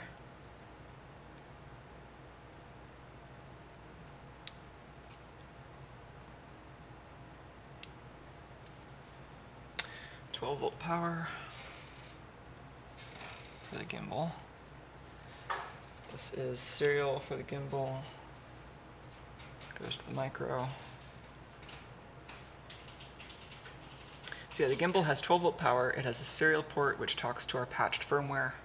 It has SDI for video, which is kind of like HDMI, but it runs over a single coax instead of a bunch of twisted pairs.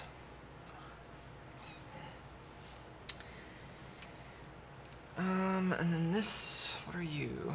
You are the LED ring.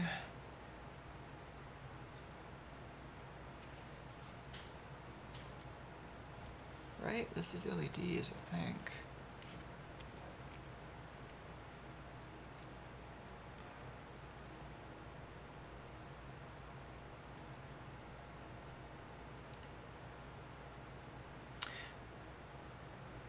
Where does this go? Okay, this comes from the main circuit board. It needs to go to the ring on top. Oh, that cable got stuck down here. This doesn't need to go down and then come back up.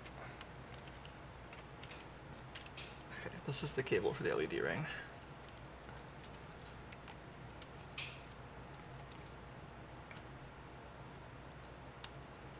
Okay, so that's a huge mess, but we'll zip tie this stuff later. It's not even bolted. Let's just apply power and see if the LEDs and the gimbal both work, and the camera. Maybe I need to take this connector out too.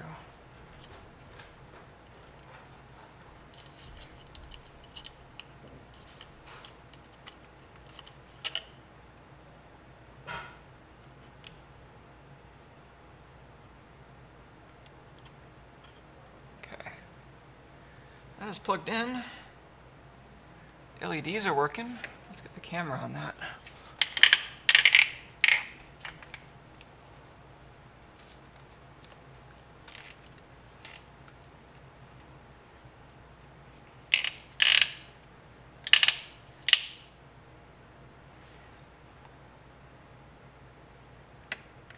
So in the direction the camera points, there's sort of a dark spot right now, which would be flashing red if it was recording. And then there's this ring, which is right now red because the motors are stopped, but it indicates the mode. So if I go over here and wake up the robot, then that changes color. So, can we power on the gimbal? And give it the command. Oh, don't stop right now. Okay, I'm powering on the gimbal. Gimbal's on. Now aim the gimbal. Aiming the gimbal. Alright, let's try the video feed. So right now you're seeing the video feed from this little tripod camera. I'm going to go back and switch the wiring to plug in this camera. It's right over here.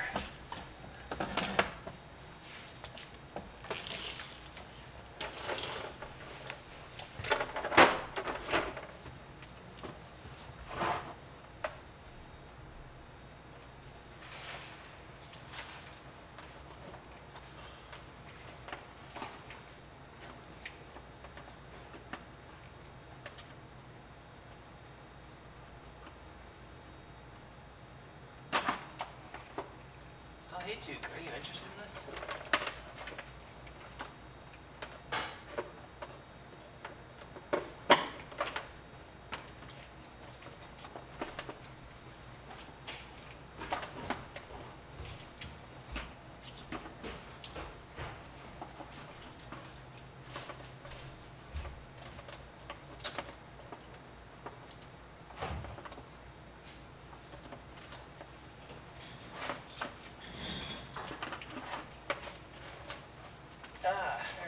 Sorry, it's a bit of a mess in here.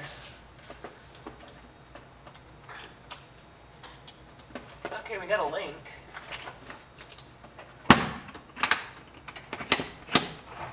Oh, I think we got video. Yeah. I had temporarily ran a separate SDI cable into the little distribution area. And so that was just replacing this with the usual video feed. So, I think I even get a copy of that if I put this back together. Do we have video?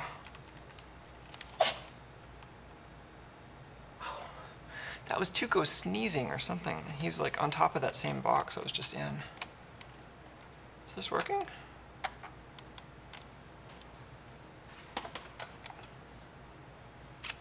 My monitor's not coming on. Oh, there it is. Yay. Cool. So I think we're good.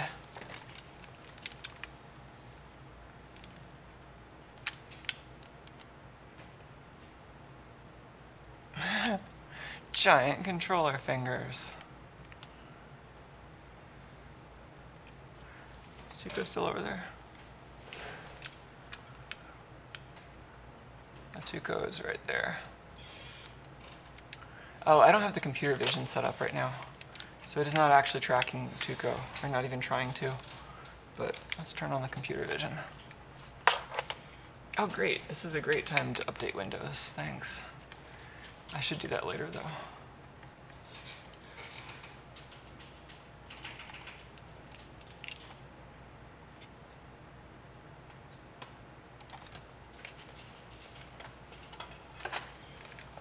Where's Tuco off to now?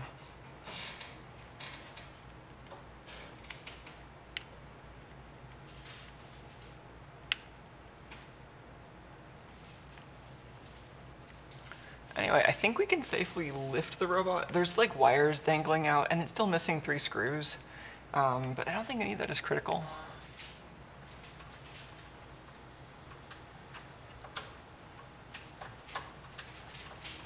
Oh, there's a couple of tension problems here.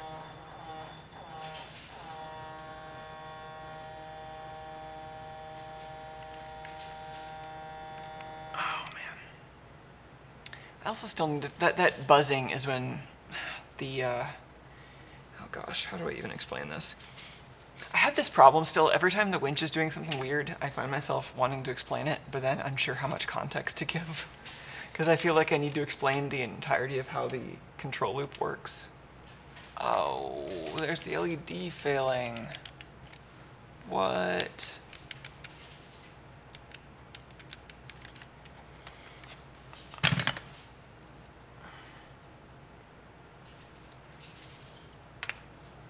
Okay, I just unplugged the power because I don't know what was going on there, but I think there might have been something power related wrong.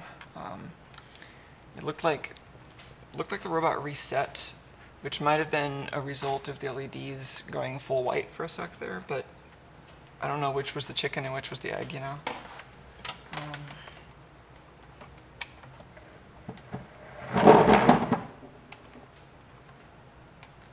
Let's take a closer look at that. I'm just getting my stuff set up here.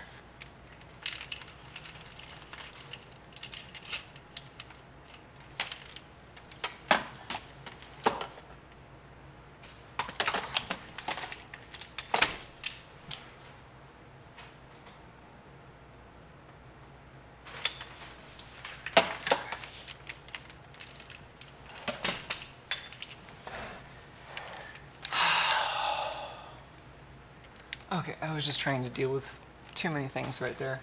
There was a tension problem I was trying to deal with, and I was trying to explain why it was making that buzzing noise, and then there was the power problem that I was trying to debug earlier and failed to reproduce.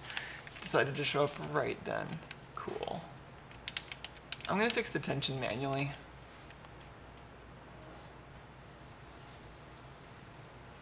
Alright, and then try to get it down here again.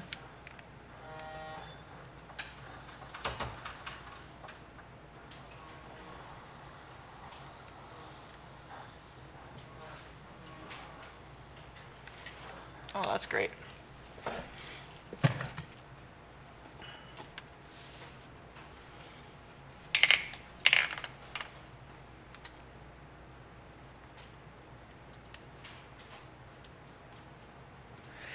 Oh yeah, I'm glad that's relatable. Yeah, that is very relatable. Alexis describes it as when something makes zero sense without context and needs like 5 minutes worth of context to explain. It's like, how do you decide how much of that to give right away? I feel like, yeah, that probably is a common problem. At least I seem to have it a lot.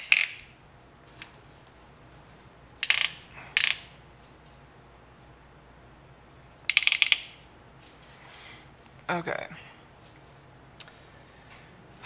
Let's just try to reproduce whatever problem just happened. Let's start over. Let's just plug in the power.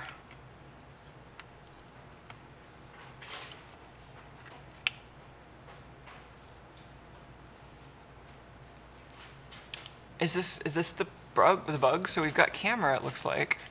The gimbal is off by default because that's how it starts up. The camera, it's got feedback, so the LEDs are updating according to the position, but only the first row. Let's see if we can actually catch this red-handed on the oscilloscope.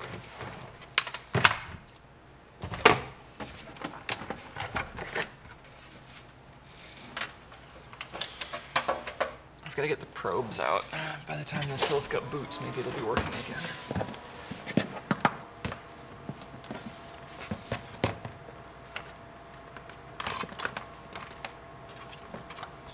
This is a really great scope, though. I feel like I've been antsy to do more high-speed projects that we can really do some interesting analysis on.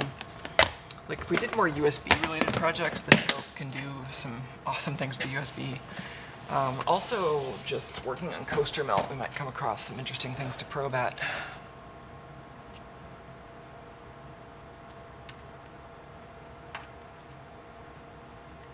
Oh, I already had I was thinking, oh, if I had the Space Mouse, I could be navigating so much smoother, and it was actually set up over here. I just forgot that I moved it to this desk. Such a space cadet sometimes.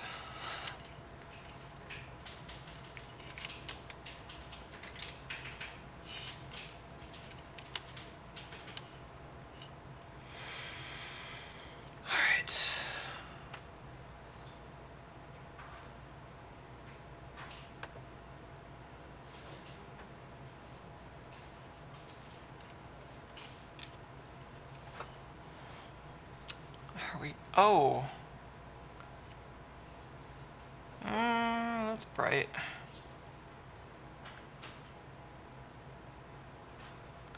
Did we still not have a good ground? Where are the grounds that I want here? I should really just make a debug ground loop thing. There are grounds just way up here. Like, there's a ground way up there I could use. All right. I'm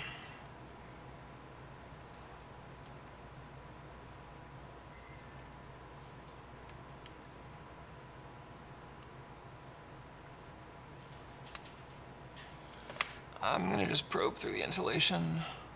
Oh gosh, this ground is actually too far away. I think I need an extension for the ground. Jeez. So, I mean, all the signal integrity problems that you're going to see, you can blame on the bad ground, but I just need to see what's actually on the data lines here.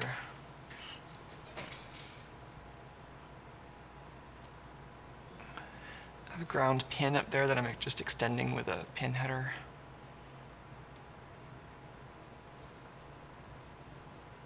Is that coil line? We're not making moonshine here. This is just coil line.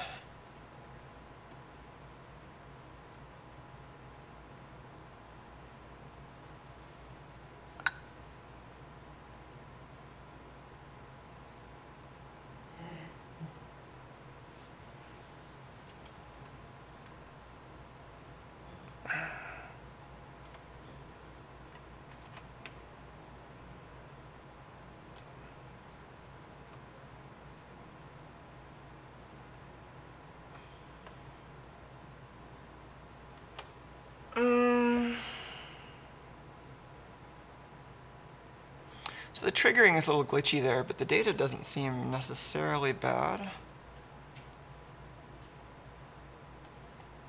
You can see the LED ring pattern move side to side as I turn the camera.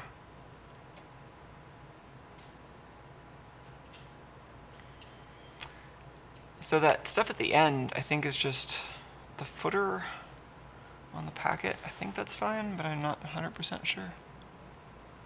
Let's look at the clock. That's the clock. Also seems pretty alright.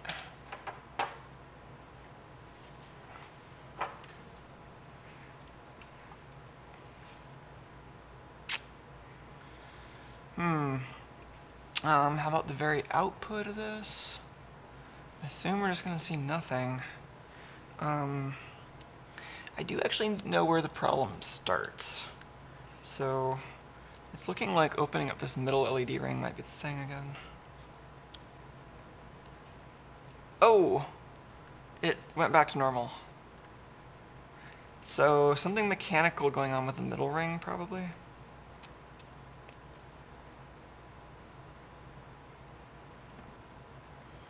And then I did something else and the whole robot reset. Okay.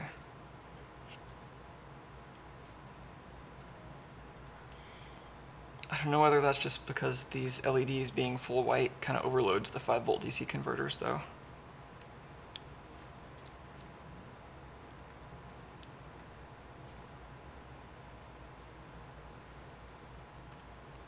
Okay, I think I can probe the inner ring.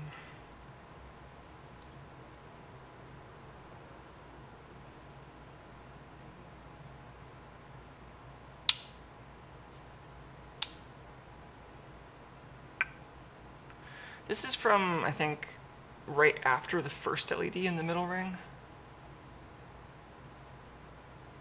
This is from before the first LED. Yeah, I think maybe that first LED is toast. Let's try that again. Or the ground is bad, actually. Can I get to the ground? Oh, if the ground is bad, though, we wouldn't be seeing all these LEDs glowing full white so effectively.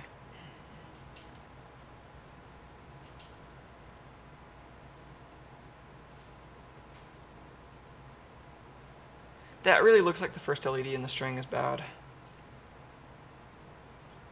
Can I physically mash on it to make it work? So the clock is passing through. The data, it looks like the low side of the output driver is busted, so it's trying to drive the output and it can't. What this looks like maybe is the ground bond wire or the ground pad on that particular LED is bad, but on that strip in general is fine. So it wouldn't be a problem with the wiring ground, but it might be a problem with the ground bond on that LED. That would explain why the controller is not actually able to pull the signal down. The controller might still be working well enough to, like, actually that doesn't explain why the clock still passes through though. So it must be a problem on the die.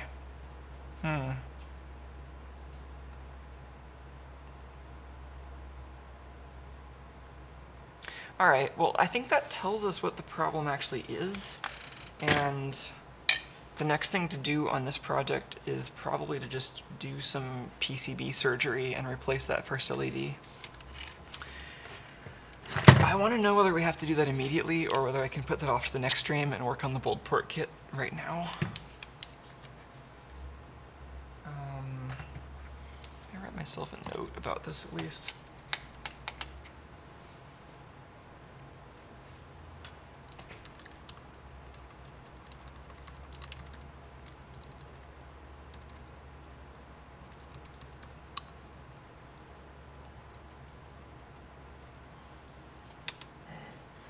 These were the notes we made about the next stream at the end of the last stream. So we haven't done any of these things yet. We've just been trying to reassemble it, and so we did this basically. We reassembled the gimbal with some extra glue. So we're done with that. LED ring. It looks like the problem is probably the first LED.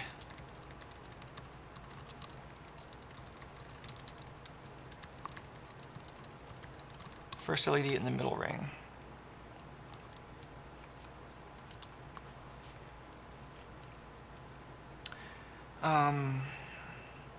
And I don't know whether that one was just maybe more close to failure because of earlier mistreatment, like whether it was temperature, whether it was ESD. It's just a little suspicious. Like, I'm thinking about how to fix it now and also how to keep it from breaking again, right? Anyway, let's see what happens if I just power this up now. It's not good, right? Oh. Well, now it's working. Can we probe around while it's working?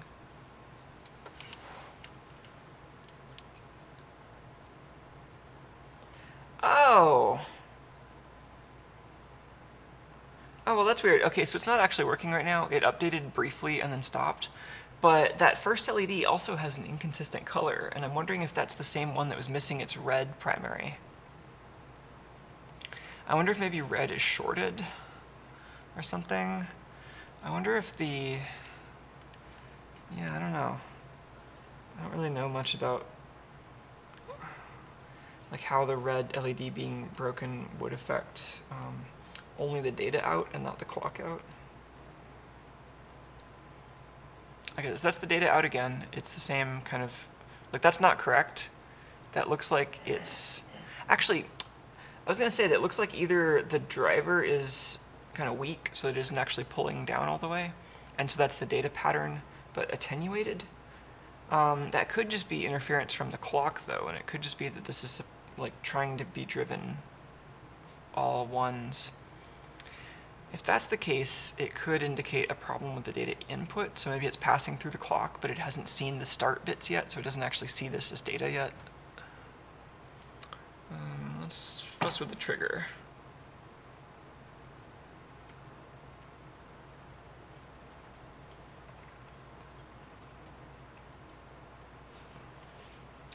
That might just be the clock. That looks like ringing at the clock frequency. And it doesn't seem to be obviously modulated.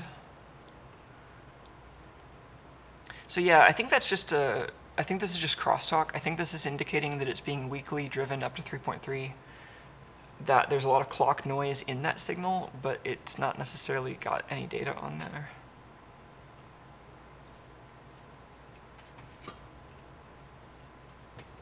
Yeah, to be clear, these are APA 102 LEDs.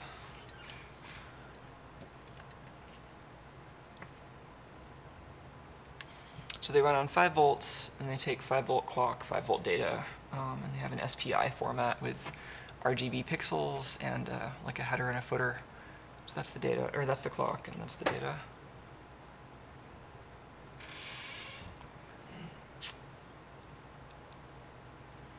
And the other LEDs down the chain are passing on clock just fine, but then, oh yeah, the other LEDs actually have a similar amount of crosstalk from the clock. So that might indicate there's not a problem with the output driver, but it's actually an input or internal problem with this LED. That's the data out again. I wonder if it's even a mechanical problem, because I've been probing the data in and data out on the solder pads on the strip, not on the actual package of the LED. Let me see if I can get the package of the LED.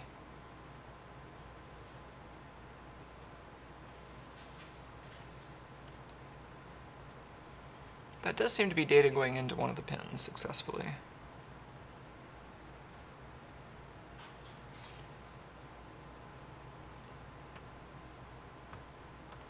Actually, that's not crosstalk, that's the power. There's a lot of noise on the power rail concurrent with the clock pulses, which I guess you'd expect. I don't think this LED strip has 0.1 microfarad capacitors on it. This could definitely benefit from some additional capacitance. Tuco, what are you doing to my scope?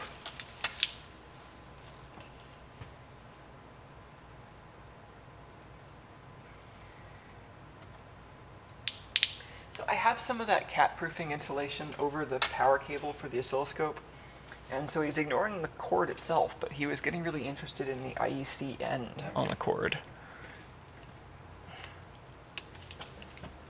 Sorry.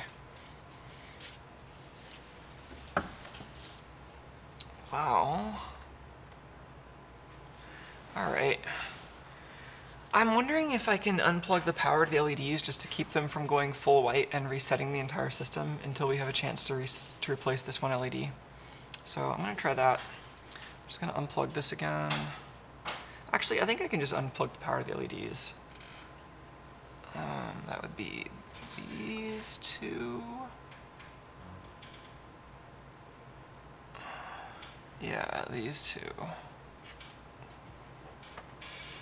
So top and bottom is on one power circuit. Middle and top ring is on another power circuit. Oh man, now you're actually seeing the LEDs operating just off of the power in the data signal, which is actually not great. Let me unplug the data input while I'm at this. All right, no data. So the LEDs are completely disconnected now. Let's get the scope out of here. Tuco.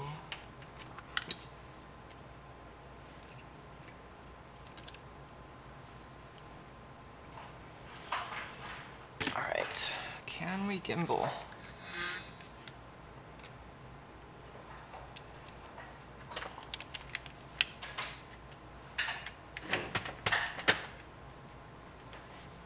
What are you doing over there, honey?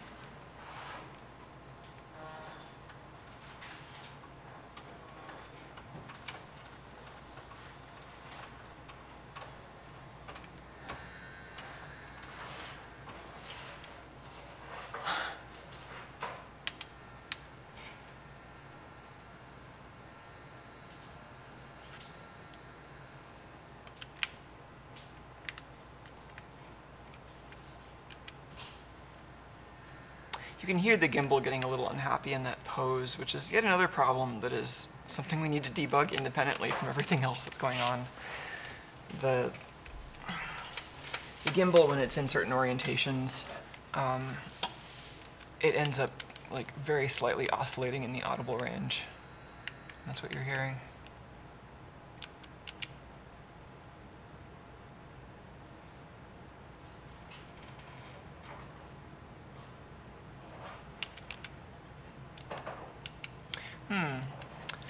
In GitterChat Techie's theory is that if that is the same chip that has the red emitter broken, then that could cause the voltage levels to be wrong enough that the chip just doesn't interpret the data correctly. Yeah, maybe. I don't know if they're using that. That doesn't entirely make sense to me, but I mean, I agree it could be something along those lines.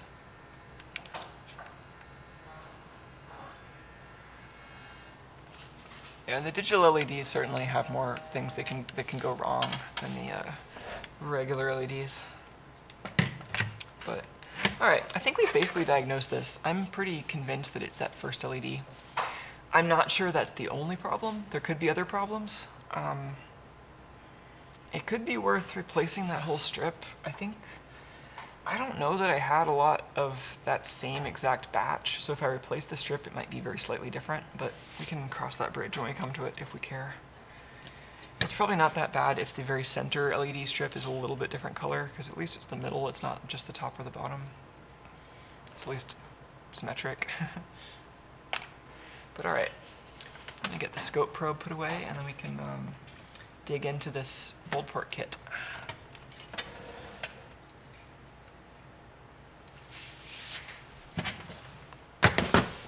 Tuco is still, oh, Tuco is sleeping behind the oscilloscope. That's cool. That is a really hard spot to get the camera into, unfortunately.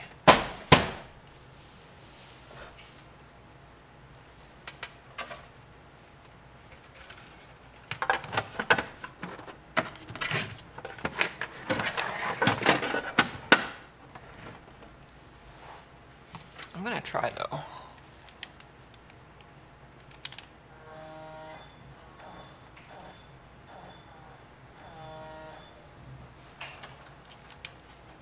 That's better.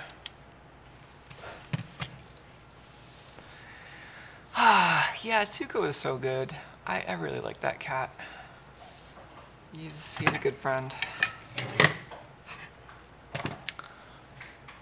You know, I feel bad about not putting these bolts in now. I'm realizing. It's okay, we can save the bolts.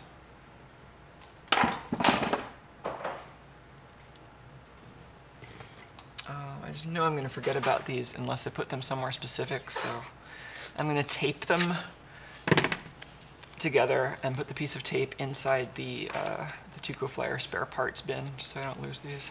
Be right back. Also, maybe it's bare clock. What do you think?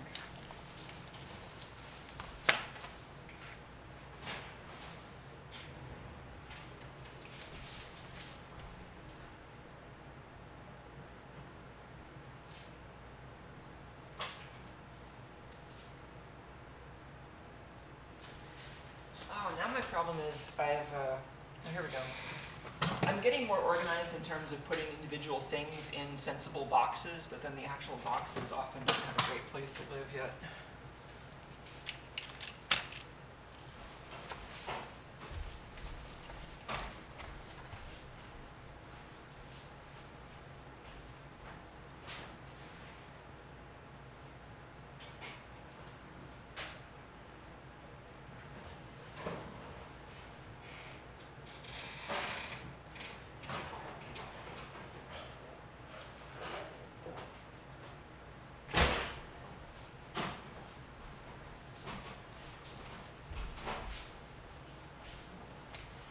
Oh man, my friend made this extremely strong garlic dip, and it's really good. I'm a big fan of garlic.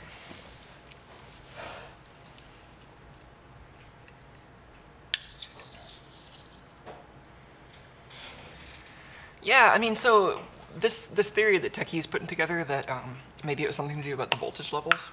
I've certainly had problems with that with, I don't know if I've had this specific problem with APA 102s, but certainly with WS2812s, if the voltage of the control data is a little bit out of range, it can cause problems that show up or disappear depending on small differences in the power supply voltage, because the logic thresholds are based on the power supply voltage on those chips. Yeah, this latest garlic dip was just like, I think 2 whole heads of garlic and some olive oil, and not much else. It's really good. All right, I'm gonna clean up my desk just very slightly so that we can get this Boldport kit started.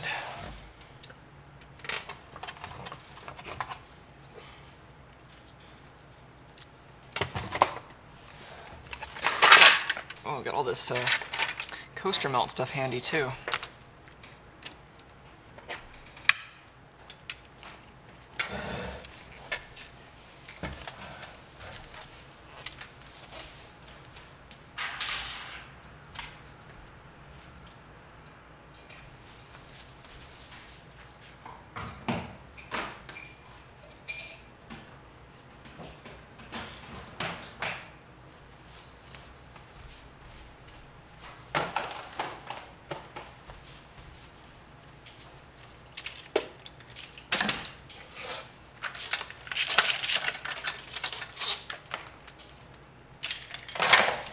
Be sure to leave some SDI cable out for Tuco to munch on.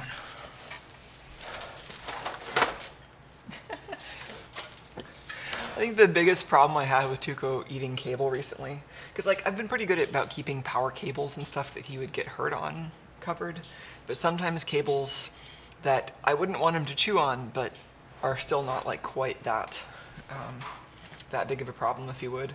Like sometimes those I was lazier about protecting. And so he was chewing on like my only long VGA cable, and I was so frustrated. It's like, oh, Tuco, there are so many cables, but like I only have like 2 VGA cables in this shop because I hardly need VGA for anything. And this was like my only like 20-foot VGA cable, and he was chewing on it. That's the one that you're watching the oscilloscope through, and it still mostly works.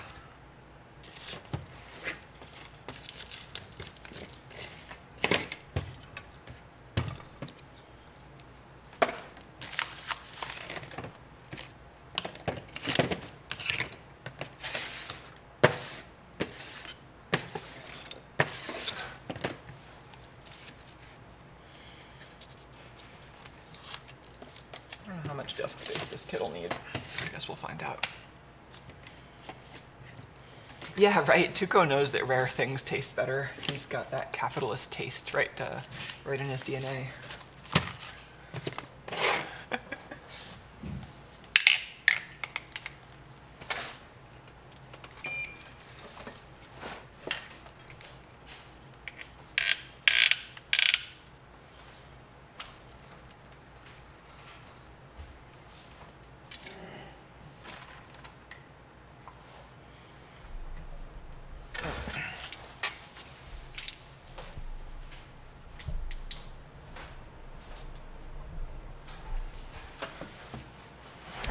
Bring some light and microphone over here. All right. I think we're about ready for our switched gears here.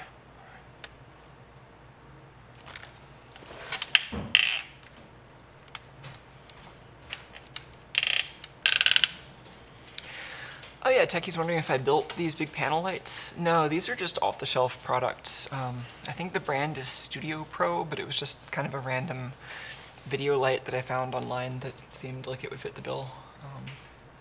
It's a little hard to shop for video lighting just because a lot of lighting has flicker that shows up on video, and so it helps to read the reviews and see what other videographers actually say about lights. All right, can I use a spudger to open this package? Oh, look at that. The spudger actually isn't even that sharp. It only cut it starting right about there.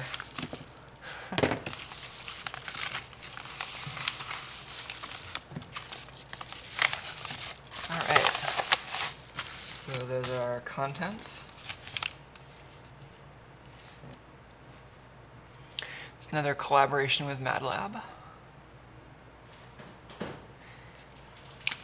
So I need to start a couple of things. I should start the microscope recorder, and I should do a really quick restroom break before I really dig into this. So I'm going to leave you with this particular screen for just a moment, but I'll be right back.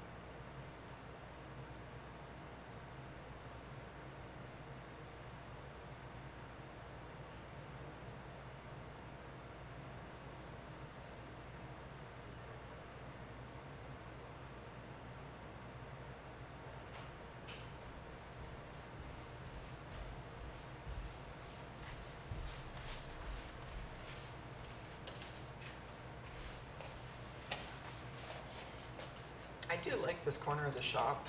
I think the heat from the computers offsets the coldness a little bit, and it seems to work out.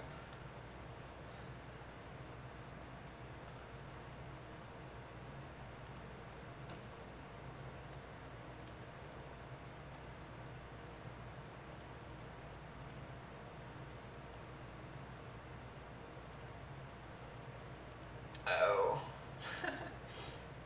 So the microscope recorder is working fine. I think that's fine.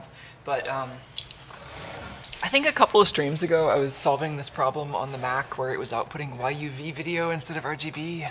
And I think I've got to do that again because I upgraded and the upgrade broke it. Oh well. At least the microscope's recording.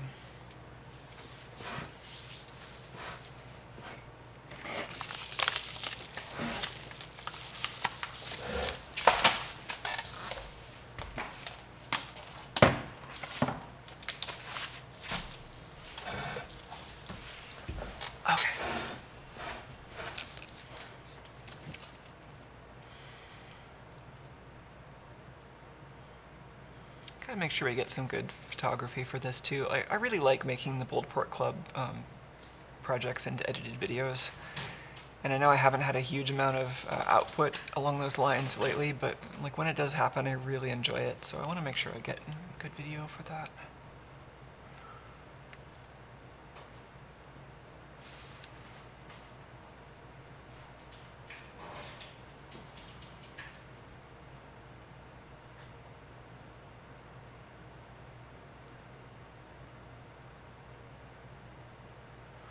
The little waves on the print are kind of cool.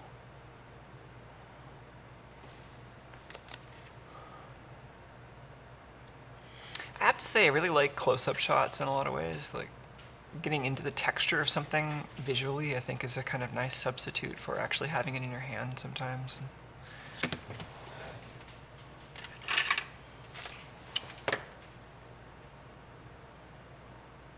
Oh, I think we need the anti-wobble sandbag.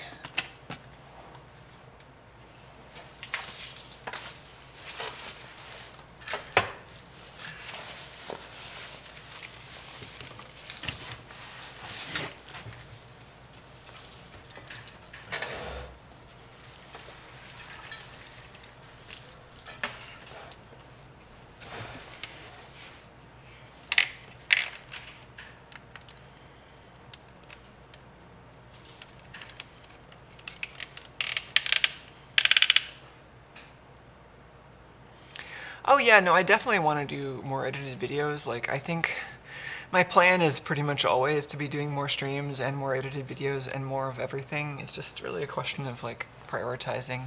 And I haven't really made any progress on the editing the last couple weeks, but I really need to do more of that.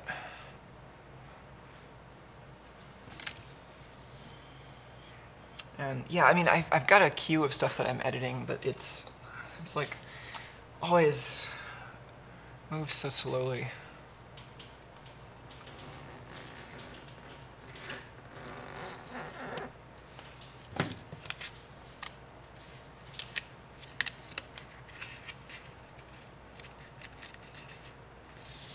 Whoa. Oh, that's fun. Man, look at those hairy traces.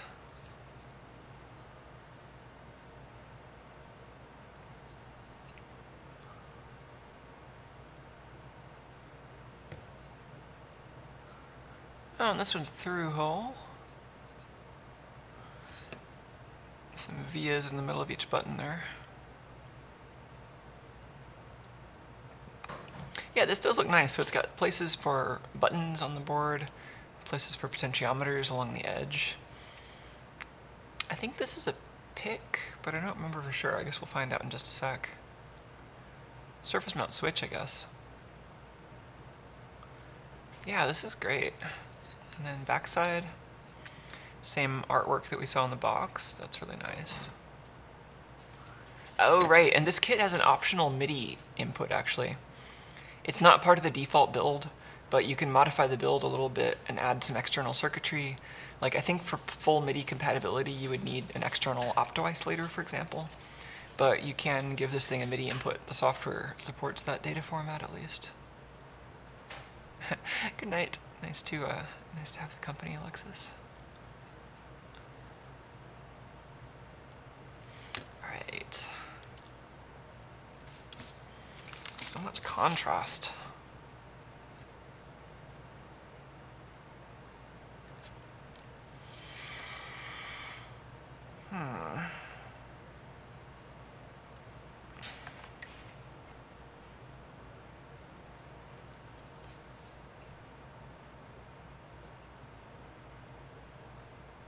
I think right here we just get really overwhelmed by the specular from all the copper.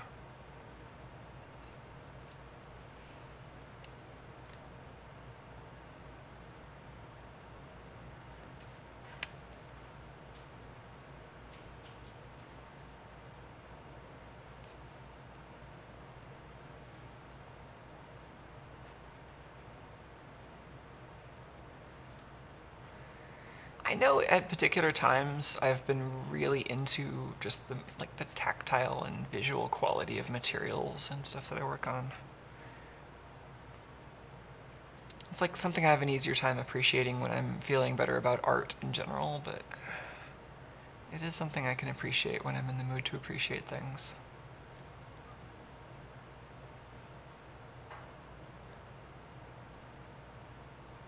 Oh yeah, that's a good question. Piot is positing that maybe the wiggly traces are like the ground plane. Yeah, it certainly does look like they're just connecting a bunch of stuff together.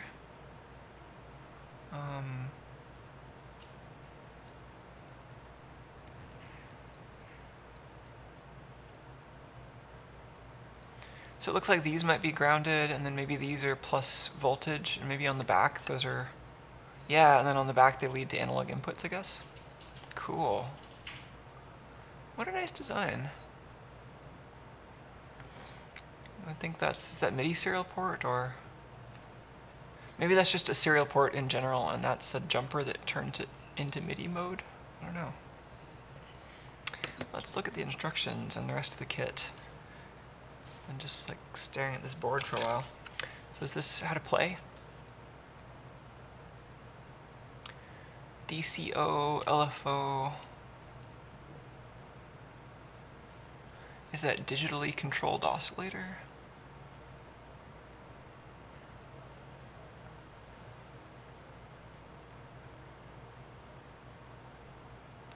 Button released.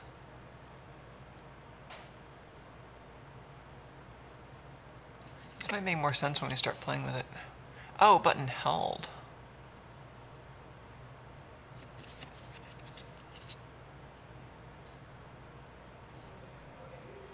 I feel like I'm playing Myst. This is great.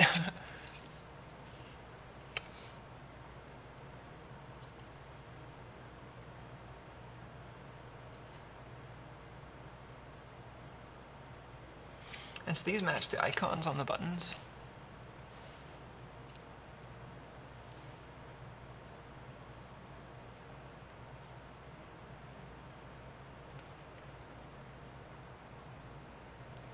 That's cool. Flanger, reverb, digitally controlled oscillators, control guide. Yeah, yeah. No, Sarah's great. I like his style. So we got that, and then the bag of parts here. I think the PCB was the only thing in this envelope. Oh wait, no. There's another thing. There was buttons. Cool. So the little envelope has the domes. So these are the actual clicky buttons, and then this plastic film I think is part of it too. Oh, and it looks like that's already pre-made in the right pattern. That could be cool. It just like flops over there. We'll have to see how the instructions said put that together. And then components. A lot of parts here.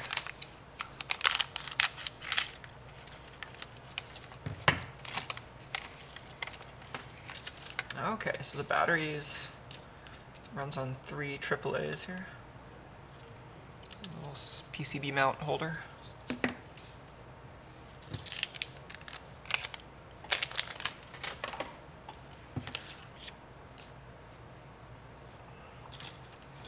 Oh, the lighting here is still kind of weird.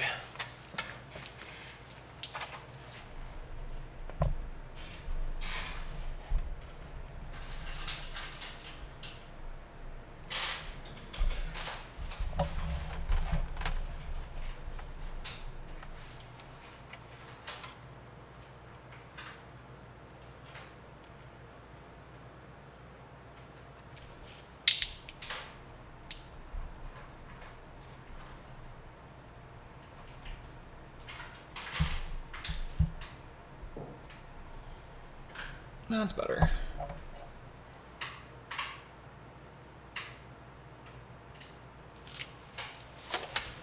Oh, it's extremely in my face now, but it looks better on the monitor.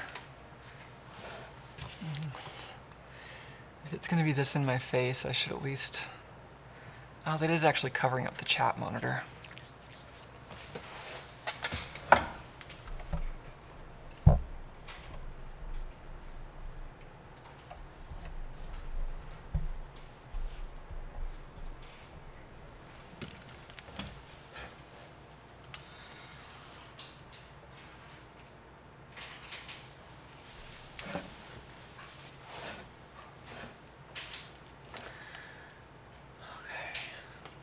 might be some weird shadows here, but I think that lighting is better in general.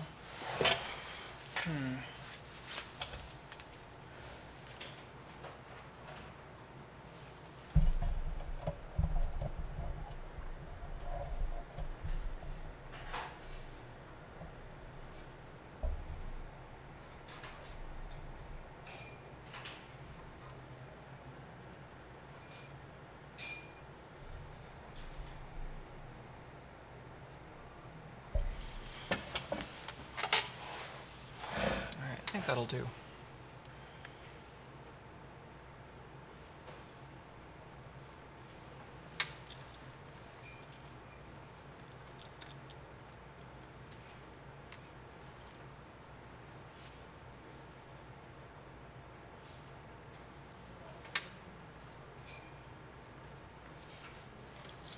All right, let's look at the instructions and then do this in some kind of order. I'm enjoying the pile of parts though.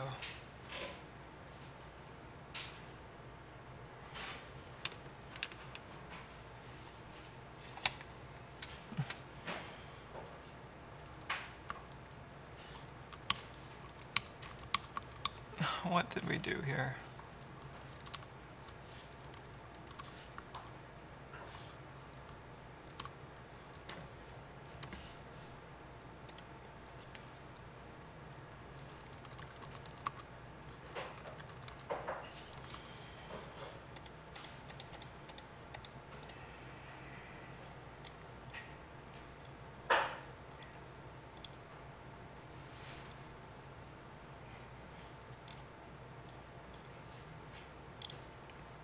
All right, this is Krell.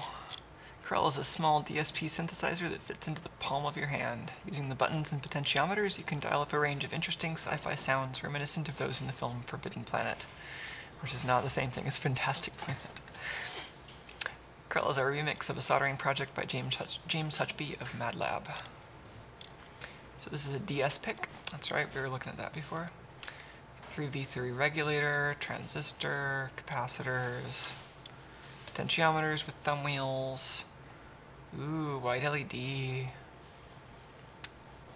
Resistors, sockets, battery holders, buttons. Cool. Preferred order of assembly. As usual, Boldport has their nice infographics that explain the assembly. So we'll take a look at that in a sec. So yeah, I think I read this on a previous stream, but just so that we have this all in one place, I might go through this again. So the name of this project is derived from the Krell, an absent alien species in the film Forbidden Planet. The film is famous for having the first entirely electronic soundtrack, which was produced by BB and Louis Barron. They've used simple oscillators, ring modulators, and reverb to produce an eerie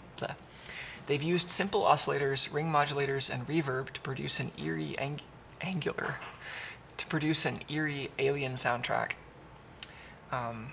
They've used simple oscillators, ring modulators, and reverb to produce an eerie alien soundtrack. The Barron story of pioneering electronic music and the trouble they had being credited at the time is well worth reading. This project produces very similar sounds by changing the oscillators up and down in frequency and using the modulation and reverb effects. Okay, and then there's a guide to using the controls. We might come back to this after we've actually built it, because I don't know that I'll remember it if we just look at it now. And then there's info on reprogramming the PIC. Looks like it has a bootloader. Cool. Oh, the code has a serial console. Ah, that's cool. Oh, cool. And there are other knob options that include longer shafts for people who like long shafts. And there's the MIDI I was mentioning. Cool. Well, let's go right into the infographic. We might come back to this other stuff soon. Oh yeah, and we looked at some of these demo songs or demo sounds earlier, but I'll just play a little bit of this really quickly in case you didn't see that on the earlier stream.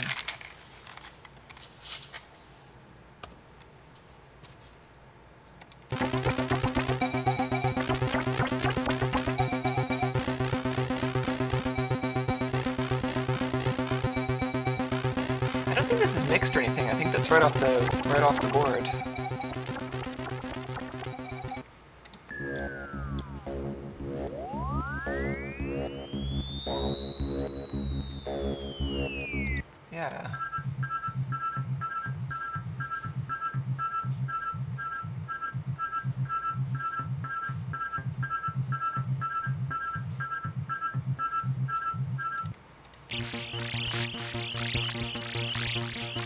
Yeah. Oh man, that alien invasion's coming along fine.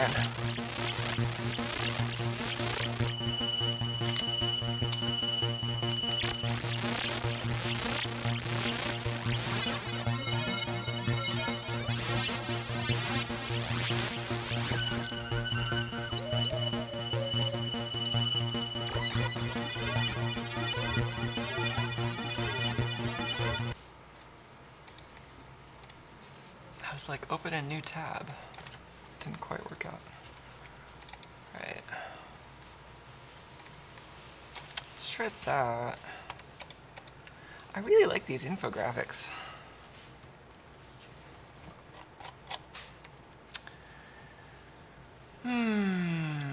Okay, some parts will get in the way of others. In particular, the battery box covers a lot of pads. Okay. Oh, and the first step is to put on the buttons. It's easier to do this without any components. They should align with the pads. Oh, that is so convenient. And then we're adding resistors, little capacitors, transistors, big capacitors. Finally, the big things. And then the battery. Yeah, that's pretty straightforward.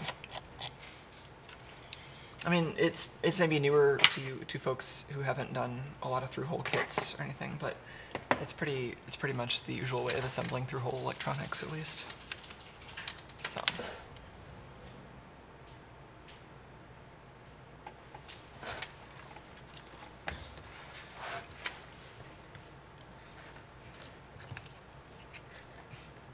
Yeah, somehow I got my working area really asymmetric with regard to or relative to the lighting here.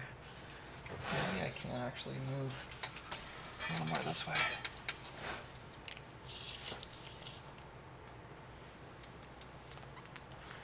Not less in the way for me, but I think we can make the lighting better.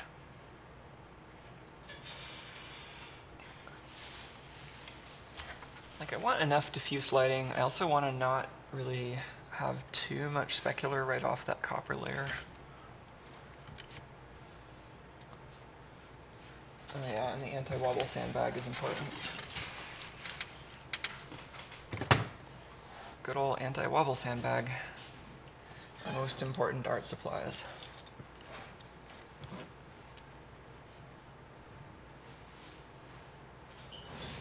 Almost kind of want to just go back servo AF for a bit here.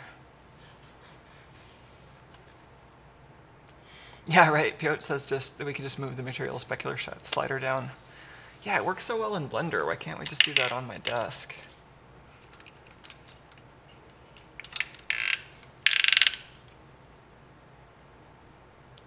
It is a little bright in my face here, but it's maybe not as bad as it looks from the video. Let me turn down the exposure on that desk cam too.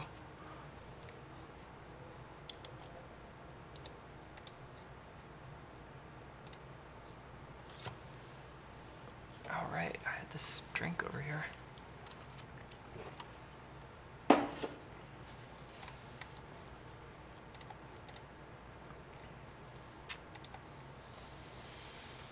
It's hard to tell, like, so sometimes OBS over here freezes when it's trying to load parts of the user interface, and I can never tell when it's freezing just for me and when it's freezing for everyone. Ah, that's better. Just one click down in exposure. Oh, Windows is really into that update it's got. We can do that later.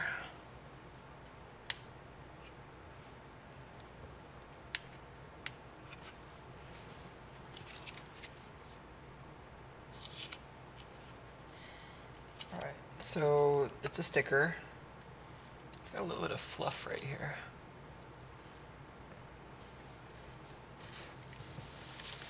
Is the fluff, is this laser cut or die cut?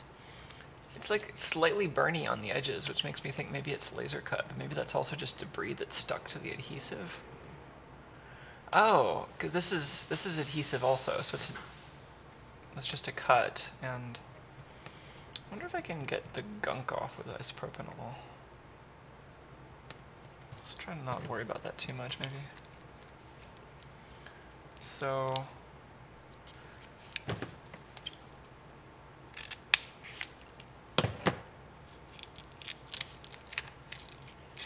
peel off the excess here. I don't think we need all that. I can save some of that in case I need it, but mostly want to separate that. And then maybe we can peel this and actually line it up. I'm a little nervous about this, but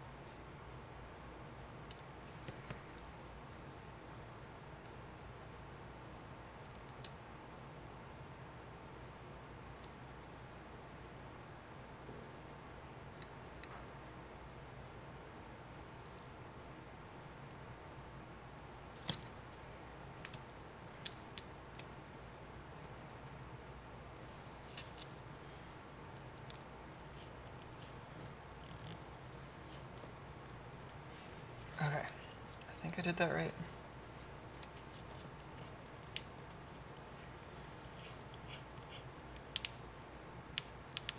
You can see why they're called Snaptron.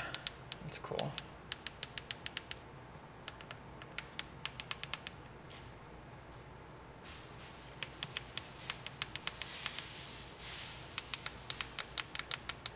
Oh yeah, yeah, I think I know what Emily's talking about. Emily's wondering if this is the gummy stuff that they send in like cards. And yeah, you mean, I remember I think the first time I saw this was AOL CDs and like AOL floppy disks. That really dates me, but I remember it being this like kind of gooey stuff that you could like roll up in your fingers and into a little ball. But no, this is more like packing tape, I think. This is more like what I would compare this to. It feels just like kind of very thin packing tape. Not quite the same, but similar. I didn't quite get it completely flat, but it seems like it's in the right position.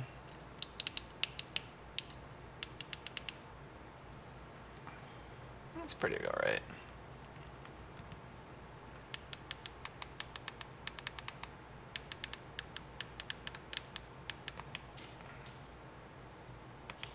Ah, that is fun. Okay. What's next? I think that's satisfyingly complete for now. So next we have some small components. Scroll this down a little.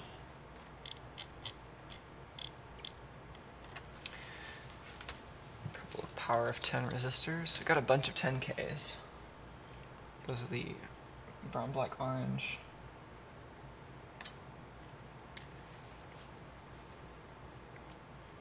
And it looks like we have, yeah, all the resistors are clearly labeled on the board. Not value necessarily, but at least by designator.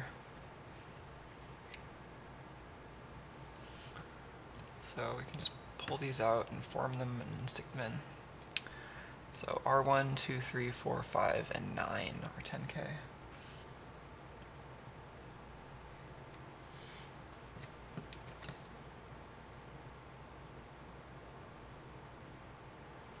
One. Where's R? Here's R1.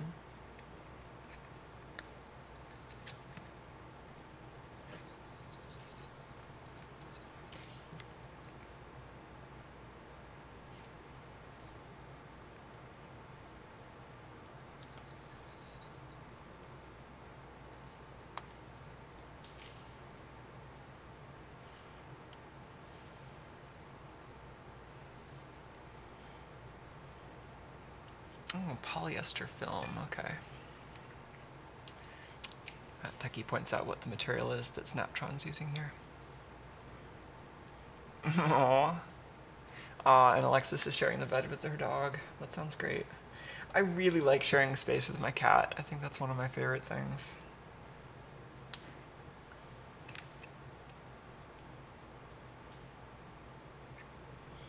Yeah, like one of several reasons I was having trouble getting the stream started earlier today was that I was working at my desk upstairs, and Tuco was just like sitting right on top of my foot, and it was the best thing.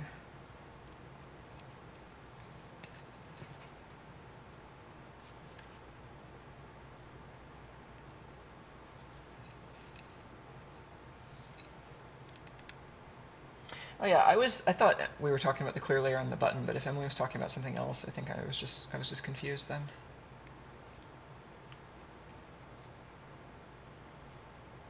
Was there something else sticky? Siri, what is sticky? List all the sticky things.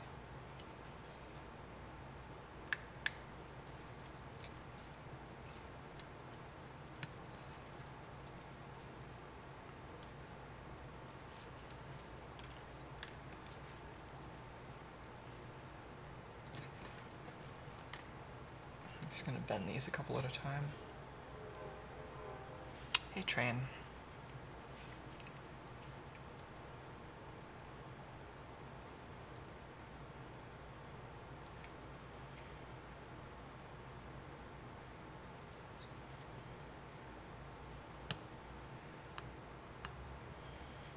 I don't totally know what I'm going to do for the editing on these. I feel like I've been trying to like one-up myself with all the edits, and I've done some edits that are just so complicated I don't really know how I would do that, so I think I just need to be a little more relaxed about it.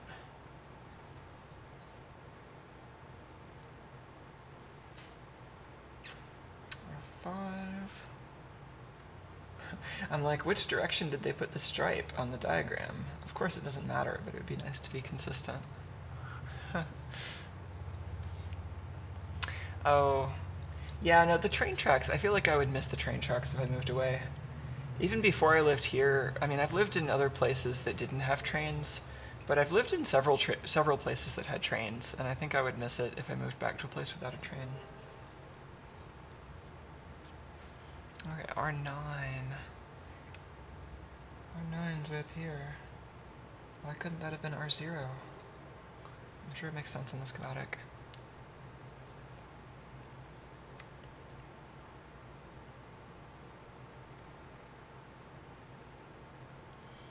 Just bending these out, but not bending them too sharply, because I think I want to try to keep this backside tidy, and it's easier to do that when the bend isn't that sharp. So we have two 1K resistors. These are brown, black, red. R6 and R8.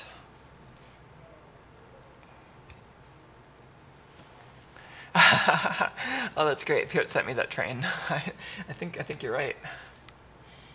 Yeah, we might be on some of the same train lines here, because there are a lot of trains that go up and down the west coast, and Piotr's just a bit up the west coast from me. Quite a ways up the west coast, but R6 and R8. I think I'm used to boards just having the designators like this, like just which R number it is, but occasionally people make boards that list the values of the components.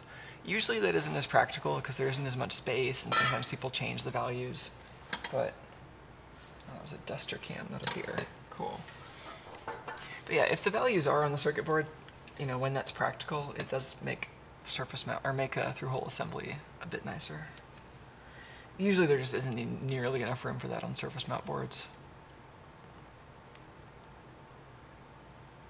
R8. And then R7 is 100 ohms, which is brown, black, brown.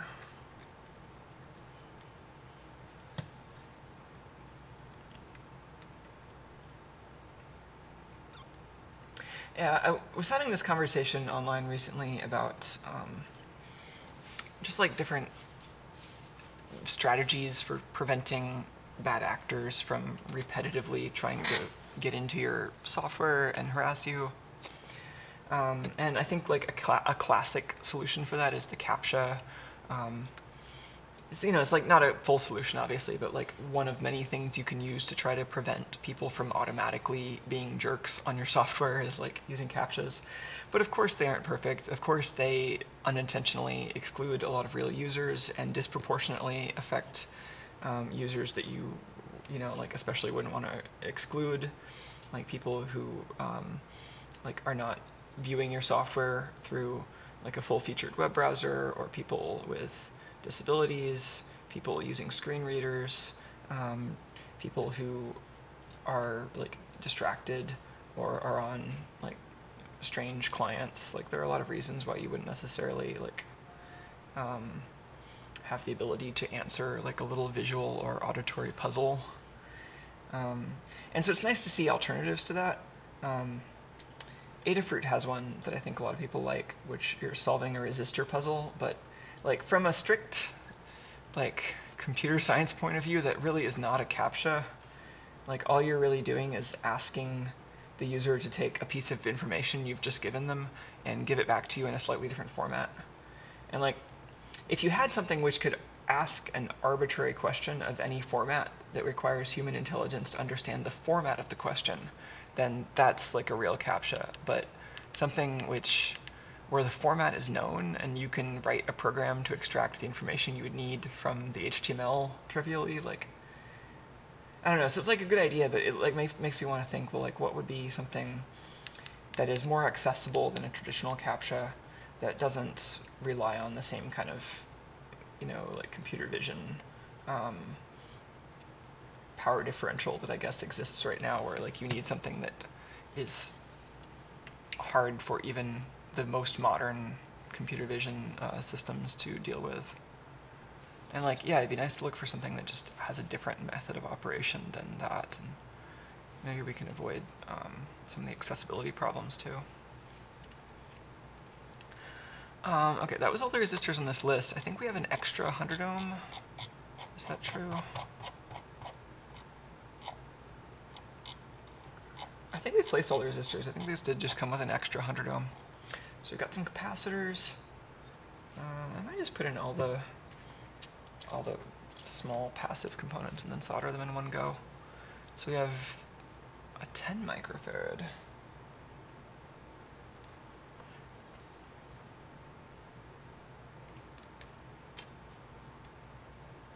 I think this is a tantalum 10 microfarad C6. Or no, it's not a tantalum because that would be polarized. I guess this is just a through-hole ceramic. Huh. Weird package, kind of. I don't usually see through-hole caps that look like that. But I think it's non-polarized. C6. That's funny, C6 actually does have a plus marked, I think in case you are using a polarized capacitor.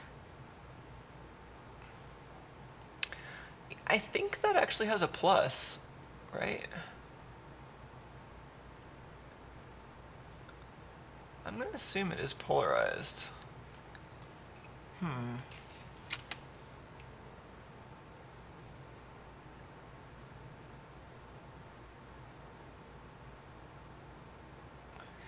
Yeah, in a different lifetime, like many years ago, I even wrote a CAPTCHA library, back when computer vision was significantly more immature than it is now. I mean, I'm sure it was still like something you could have written programs to work around, but it was like wavy text on top of a photo kind of generation of CAPTCHAs.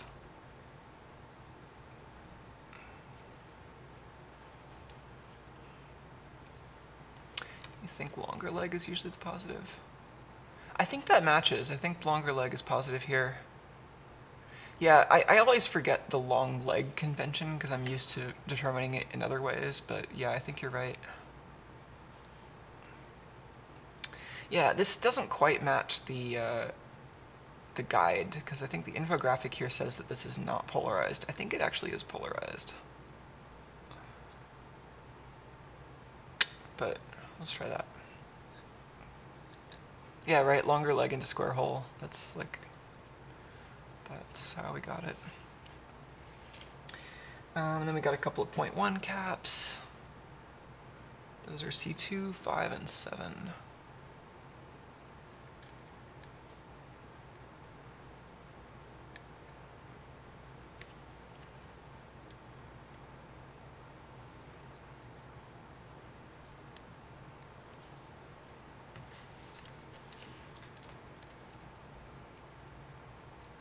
Usually you wouldn't necessarily want to put just all the parts on. You'd want to kind of solder them in batches, but just because it gets a little messy if you're trying to keep all the parts into the right place. So I think it might be time to solder these, and then we can come back and put some more parts on.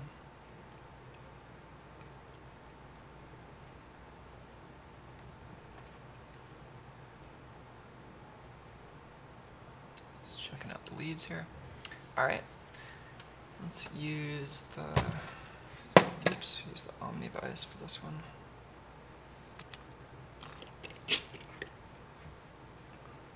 Stick vise would work for this too. Use a stick vise.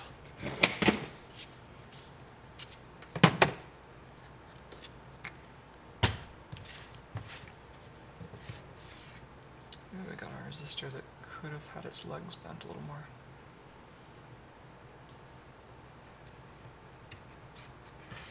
These both seem like alright ways of holding this board.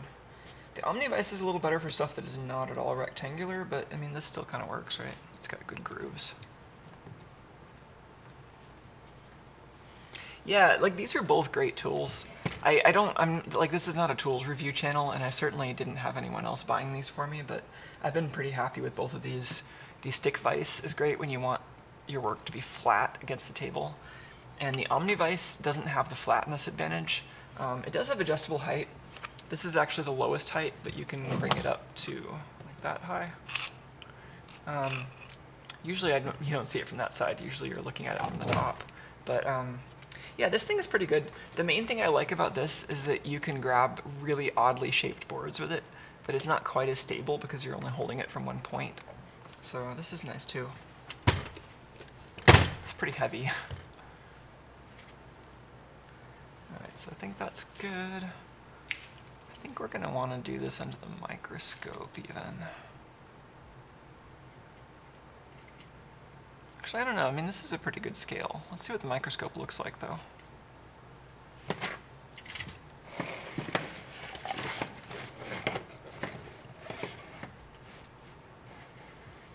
Oh, that's kind of a nice view, actually. Oh, hey, Tuco. Thanks for walking on everything. Tuco's butt is right under the camera.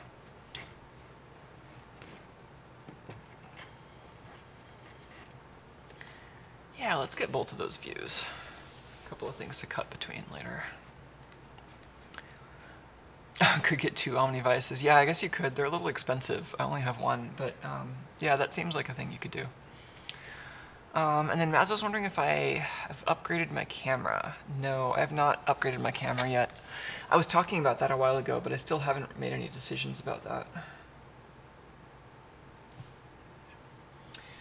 Yeah, I think just for reference, I think I wanted something that could do 4K at least 60 frames a second, but preferably something... I mean, I think last time I looked, high frame rate 4K was still kind of not really in my price range, but 4K at 60 FIPS plus high frame rate 1080 is, I think, maybe the place I was going to shoot for. And I don't know, I've been doing this so far with a DSLR in video mode, but there's certainly a lot of reasons why it might be nice to have an actual video camera here.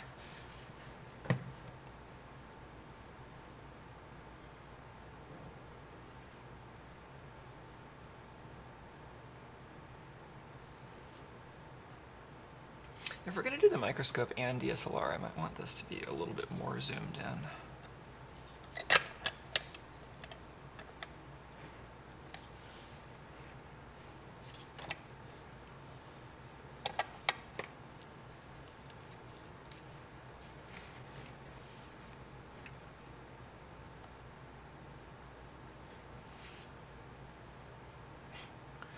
It's the least stable microscope mount I've used in a while. It's even worse than my usual one.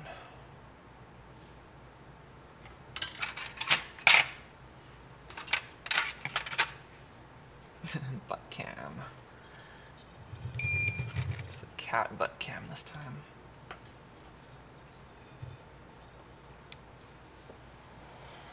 Alright, so I think I'm mostly just going to solder these and try to be methodical about it and get good results and good footage, but we'll see what happens.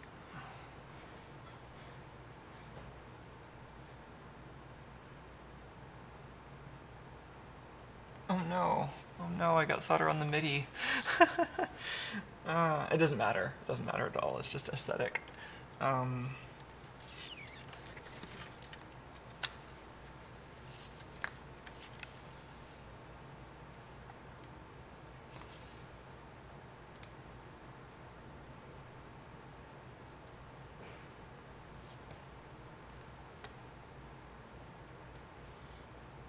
We just need to commit to plating it in copper now, or in solder now.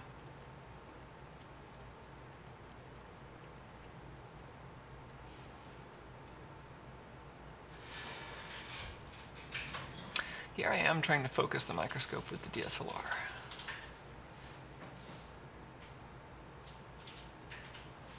Alright, that's a little better. Great, this is not off to a good start, is it?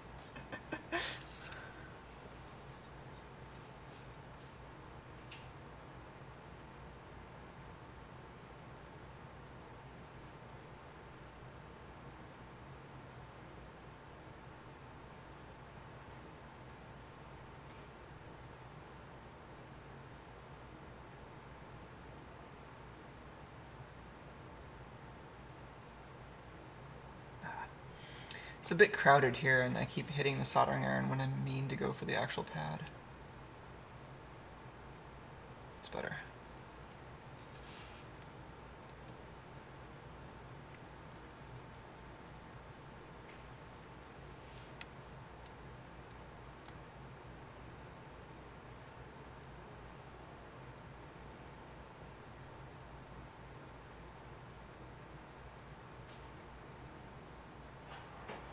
It's nice getting a view of the texture of the plating inside the holes. Like that kind of rough surface covered in copper is pretty intriguing.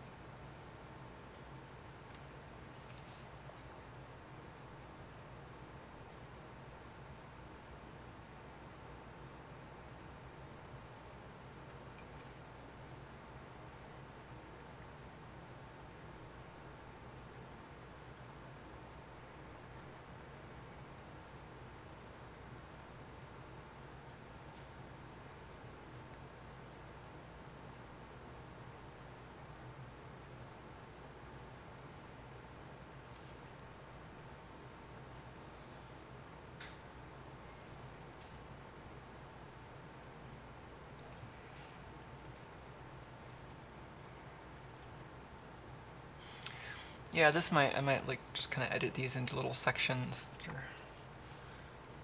I don't know. I still don't know that much about how I'm going to edit this piece. I'm kind of thinking about it, but trying not to get too hung up on it.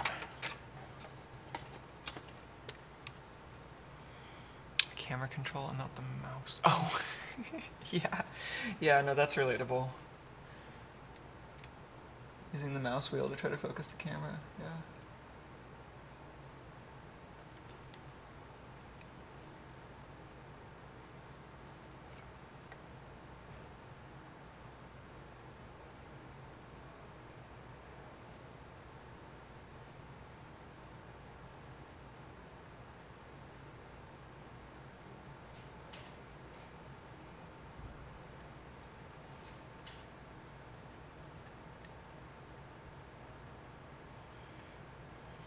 I've got this weird idea now that concept of using something which is completely nonsensical but kind of the same form factor, like the mouse wheel to focus the camera, or like the camera to focus the microscope or something. Like, I keep wanting to compare it to a linguistic, I think the word is an eggcorn, which is a reference to like when you hear like acorn, but you don't know the word acorn, and so you kind of map it to the closest thing that you have, which might be eggcorn.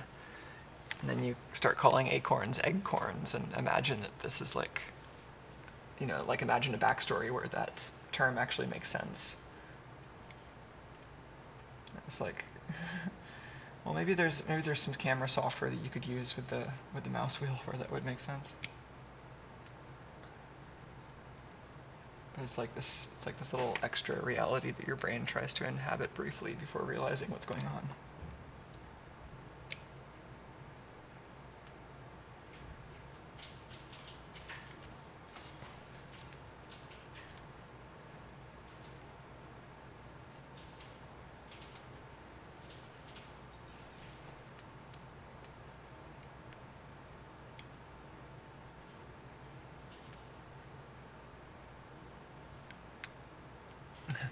Some of these are not going to be great solders, just because I am not really getting the best placement of anything. I don't know.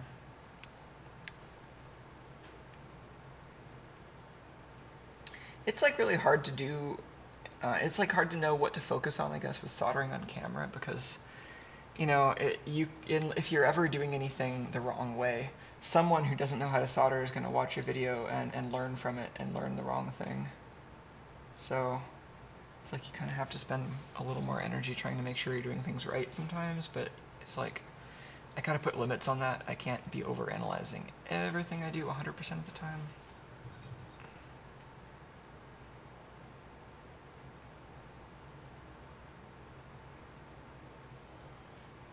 And then sometimes I do stuff that is really non-traditional, like the kind of Boldport style solder domes, or like sticking together surface mount components in strange ways, and I just have to apologize for it and say like, oh, this is not actually how you do this, but it works in this particular case.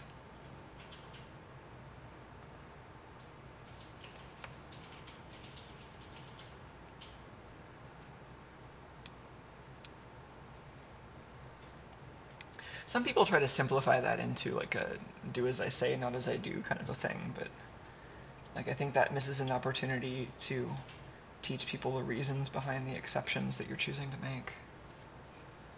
Sometimes maybe that's a distraction, but like, you know, it's nice if there's an alternative to lying to your students, right?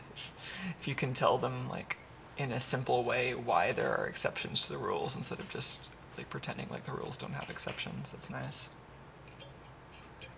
Okay, I think these are all soldered. Let's clip the leads and do the next batch.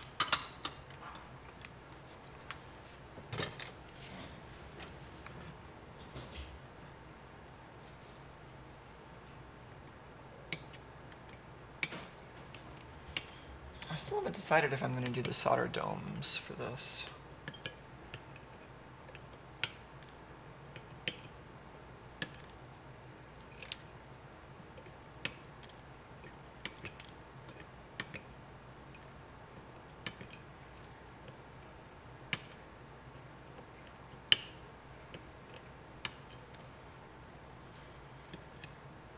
It is really important to keep these leads from flying away. Like, I have not seriously injured myself with these, but I worry about it a lot.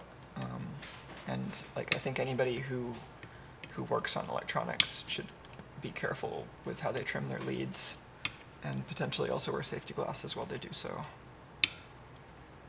I try to at least like hold on to the ends to keep them from flying. I've got this like waking nightmare sometimes when I just imagine that the lead goes flying and like hits my cat in the eye somehow.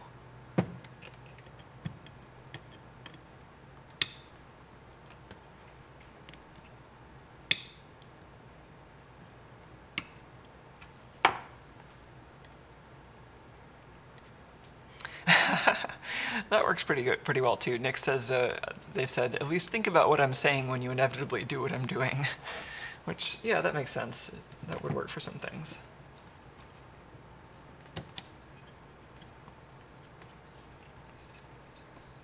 All right, we can go back to the front for a bit. Back to the scale.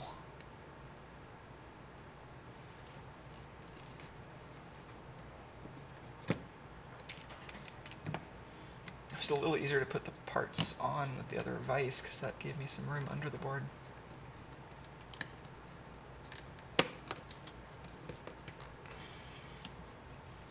Alright, what's next? I think we had, okay, yeah, transistor, regulator, and some electrolytic capacitors, and some LEDs.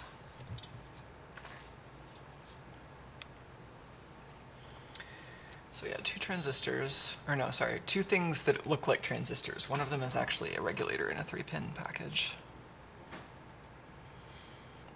Right? Techie says the bonuses of corrective eyewear are that things flying at your eyes are a little less dangerous. This is true, although I worry when people rely on that too much, because protective eyewear, like eyeglasses are not really that great at being safety glasses. They're certainly better than nothing, but it's easy for stuff to fly around them. Had a friend who I don't know if they were wearing safety glasses. I think they might have just been wearing eyeglasses. I actually can't remember whether they were wearing safety glasses. They might have been wearing safety glasses also, but they just weren't like fully surround or anything. And they got some metal in their eye. It turned out not to be serious, but it was kind of scary for a while, and we had to like be really careful to extract it. How did that work out anyway? I think it was like a lot of eye drops and like attention, but we didn't actually end up having to go to the emergency room or anything. But yeah, that was like with a little bit of protective eyewear, just not even the right stuff.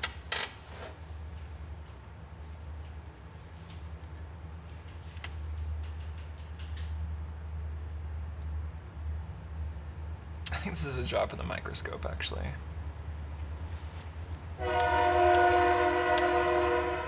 Loud train. I mean, maybe it's just because I'm wearing these headphones, but... Okay, BC547, that's the transistor.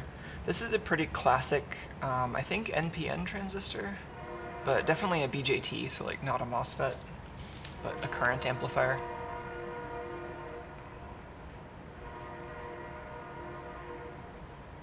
And this regulator is labeled as a KY5033, 3.3 volt regulator. Probably low dropout. It says I need to mount a tritone horn outside my studio and honk back. I don't know if my neighbors would appreciate that, but it would be funny. All right, let's, I just took one of these out. I guess that's the regulator. I guess the regulator is the one we're doing first. So this is IC2. Right there.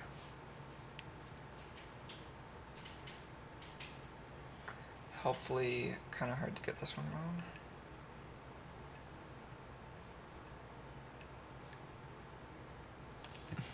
Easy to cover it up completely with your fingers, though. I've been forgetting my wrist strap. Maybe a wrist strap would help, but none of these components are especially static sensitive. And I am working on top of a mat, like an anti-static mat at least. I'm going to gently bend these a little bit, but also try not to bend them too much. Which is really just to keep the solder joints in the back from being too like pointy. Doesn't hurt the parts really. And T1 for transistor over here. Cute little transistor. These are always some of the cutest through-hole packages, I think. Good old TO92 transistors.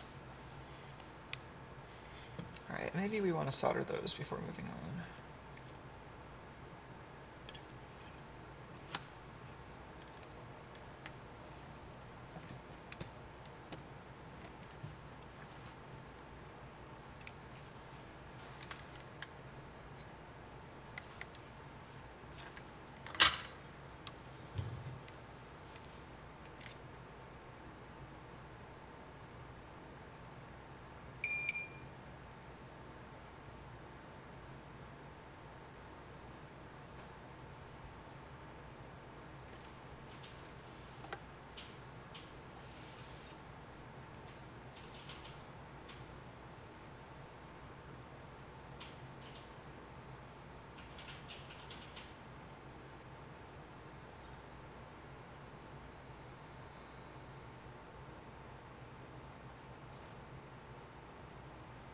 Oh, that was the gimbal.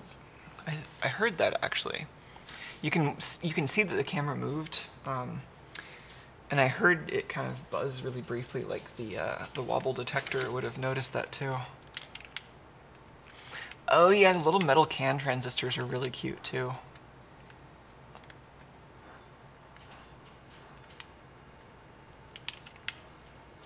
I don't know where Tuco is. Put that here for now.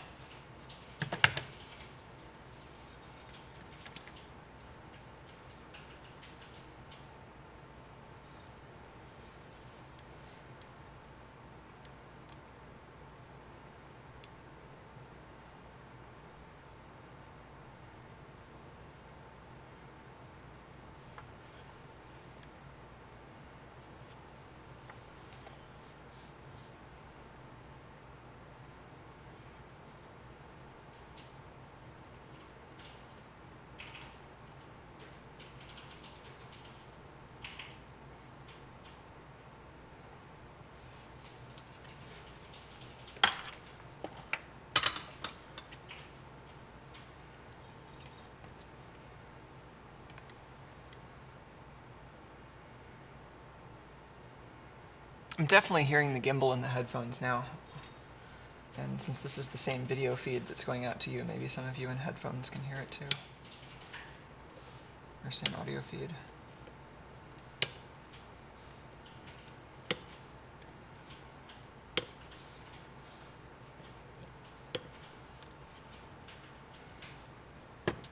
Oh, top hat spider. Yeah, good call.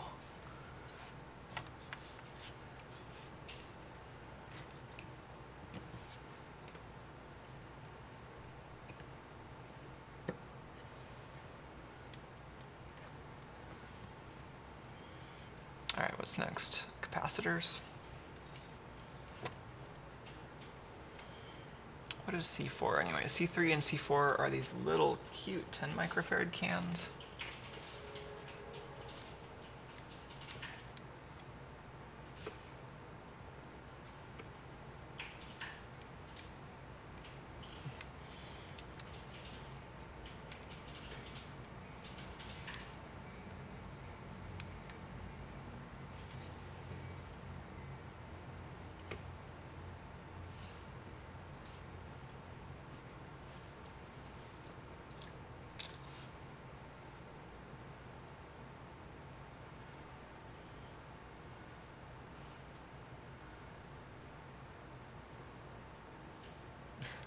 So I find this plus mark very slightly ambiguous, but it is pretty clearly closer to the square. But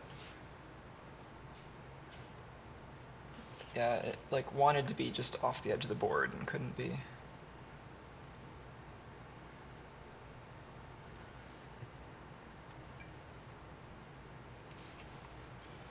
We've got a bigger spot over here for a 220 mic. I'm also realizing we haven't really looked at the schematic for this. I've got some idea of what they're using these parts for just from context, but like we haven't really looked at it. And it'd be good to do that too.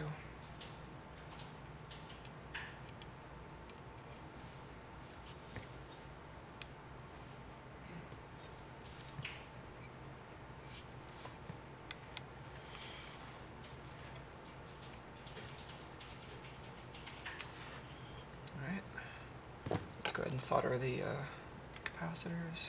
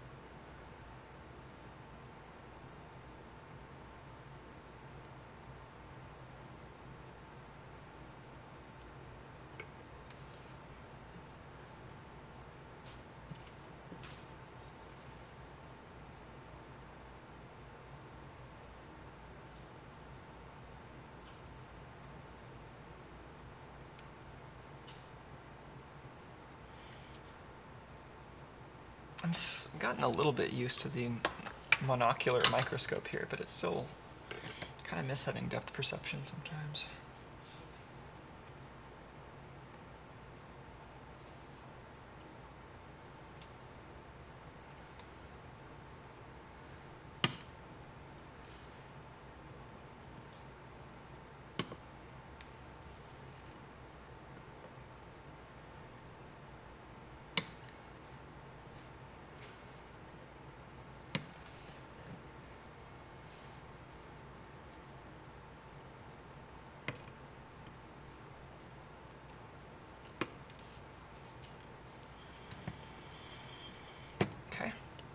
LEDs then.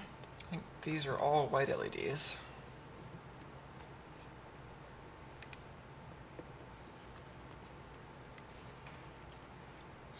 Yeah, I like how the long leg square thing is consistent for all the parts at least.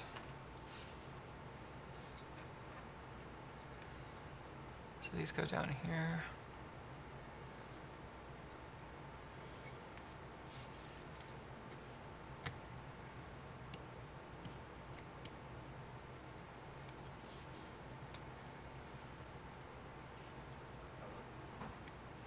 think these 10K might be current limiting for the LEDs, which makes sense. And 10K would be putting a pretty low amount of current through the LEDs, but if they're super bright LEDs, they probably still make fine indicators with that much resistance.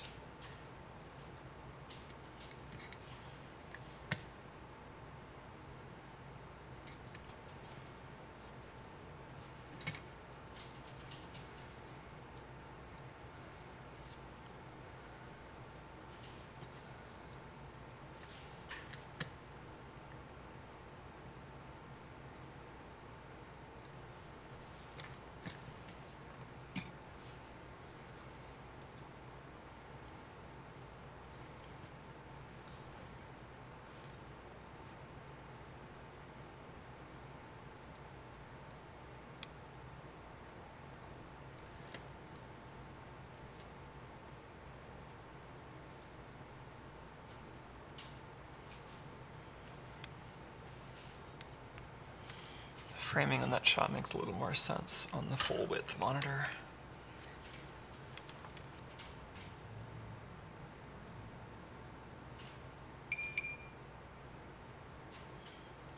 That beep is my soldering iron getting up to temperature. Really, I should be waiting for it to beep before I do anything with it. I just often forget.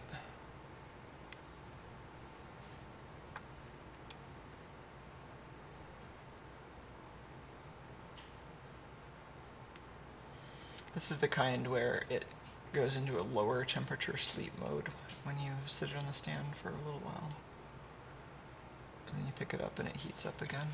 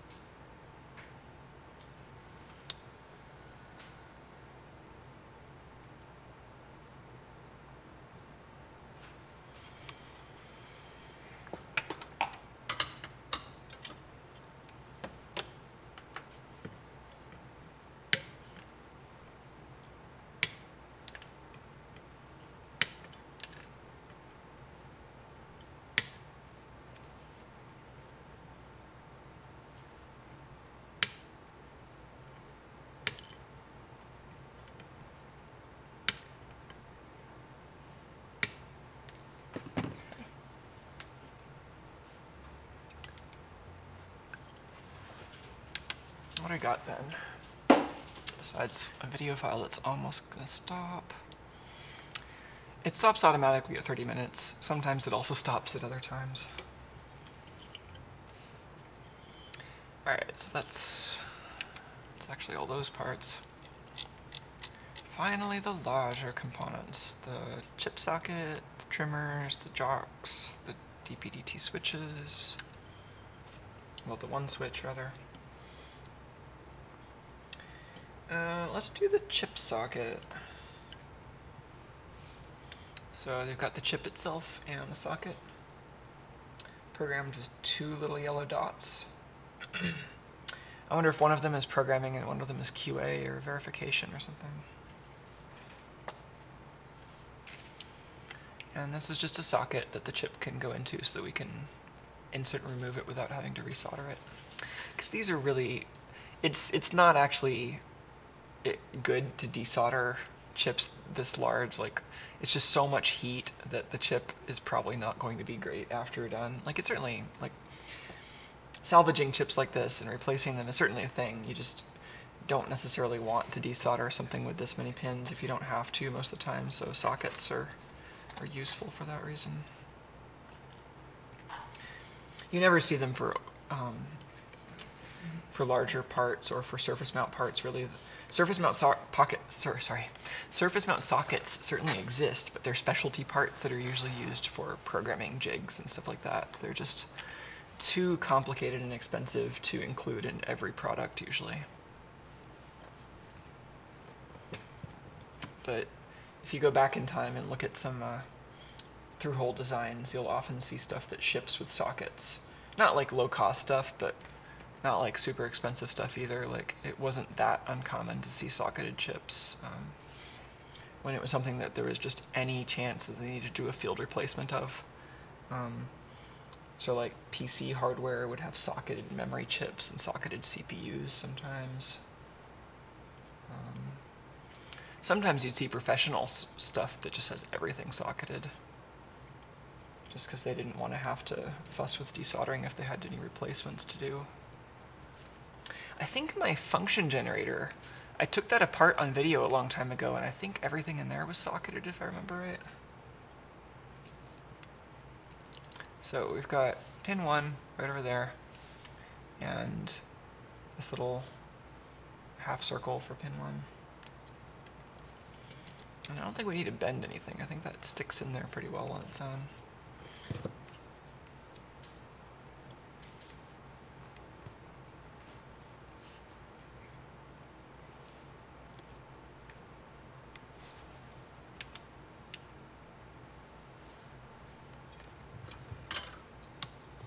Oh yeah, Kawana says the good old socketed RAM on video cards. Yeah, that's right. Before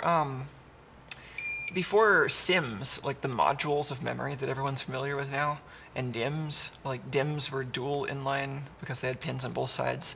SIMs were what we used beforehand because they had pins only on one side of the board.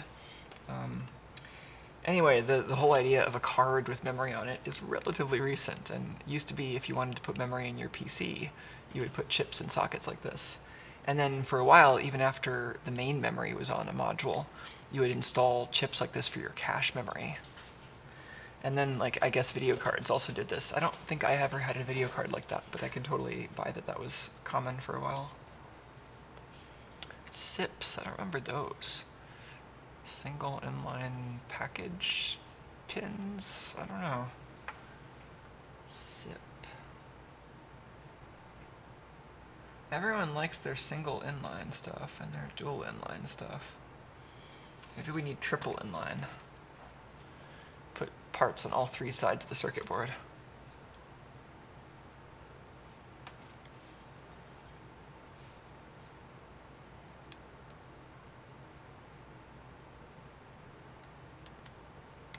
So I'm just soldering the corners first to mechanically anchor it. Now I don't really have to worry so much about the socket getting pushed out of the board.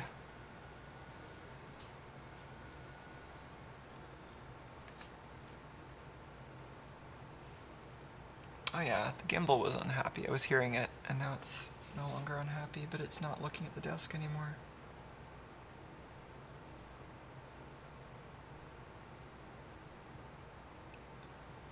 That's a bug to fix.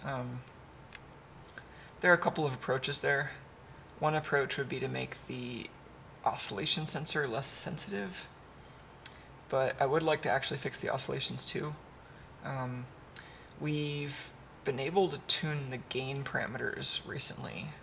I've done some of that. We might be able to eliminate the oscillation by tuning the gains more.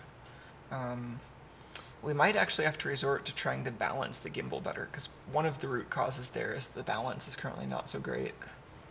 But that's the harder thing to solve, because that probably involves redesigning part of the camera mount. So I'd like to not go there if there's a software solution.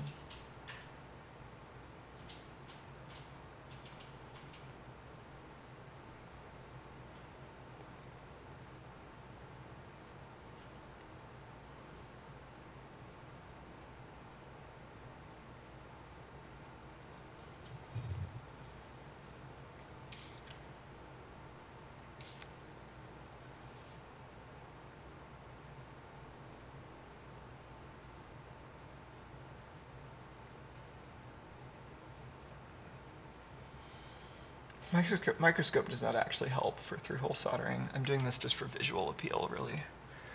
I like showing the textures, but it's actually easier to solder just looking at the thing than trying to do it on the monitor.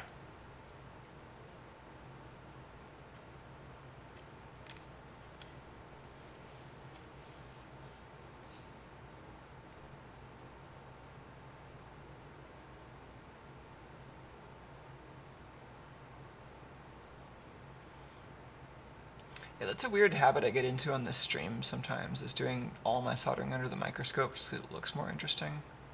But it's really not necessary for efficiency or even helpful a lot of the time.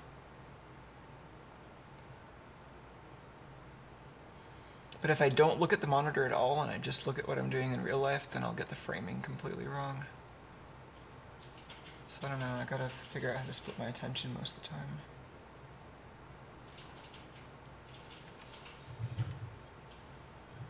That rumbly noise. Anytime I wear the headphones, I'm way more sensitive to all the specific noises that happen. And the rumbly noise is my solder dispenser.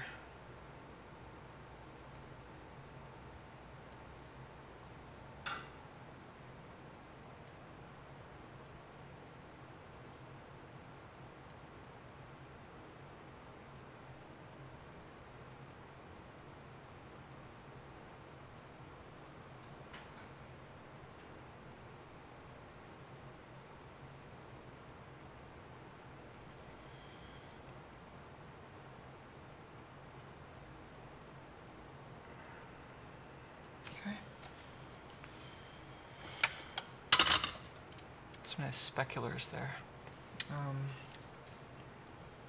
What's next? Maybe we do all the potentiometers next, the knobs.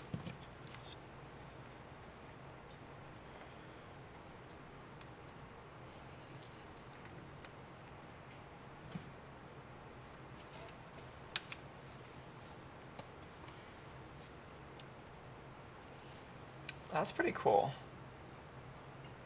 I just like the orientations of these, how they all kind of point along the edge of the board like that. It's pretty neat. And these do go on the top side of the board. And then the knobs, do they go on the bottom or the top? Or either? I think they go on the top side.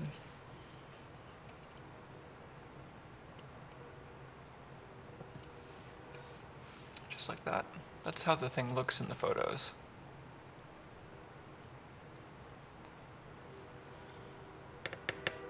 Maybe we want to put the knobs on just so that we can keep them all flat. I don't know.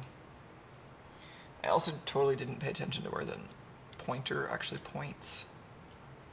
I don't know how much we care.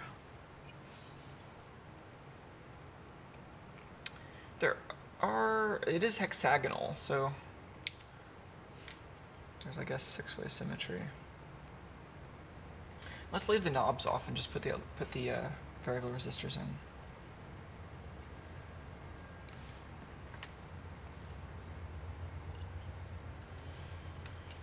So these will give us a bunch of analog voltages to control.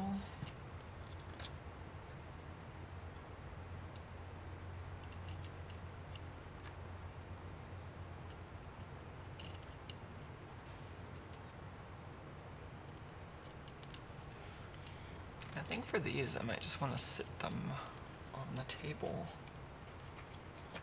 like that. I think that'll stay flat. Kind of.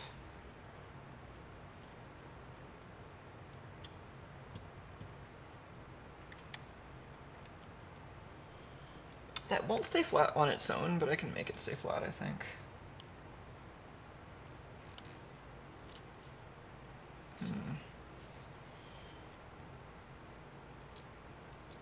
Maybe I do actually want to bend these. The leads are really too stiff to bend that effectively.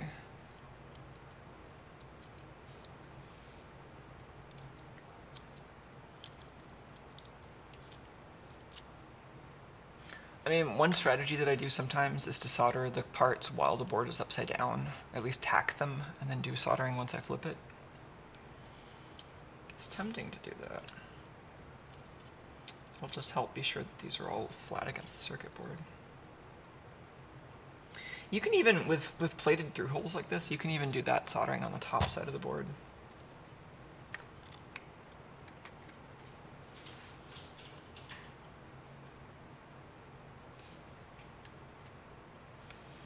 Yeah, maybe that's what I'll do. Maybe I'll just tack down each of these just a little bit on one of the pins and then flip it over and solder the rest. Just so they all sit really nice and flat against the board. Yeah, Emily's wondering if they fit underneath. I think that this is not quite long enough for that. I think the shaft doesn't actually fit through the board with the solder balls and everything in the way. It's a cool idea, though. I think the instructions did indicate there are other knobs that would make use of that hole through the board.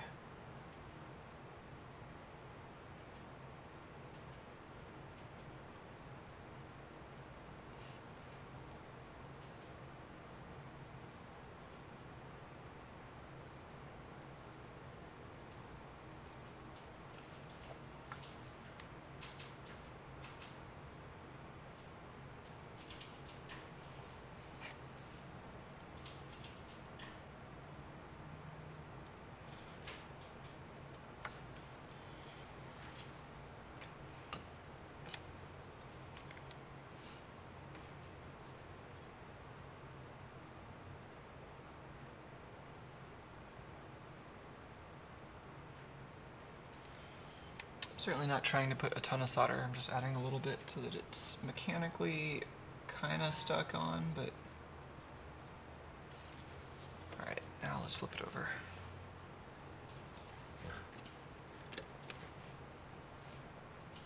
Like that.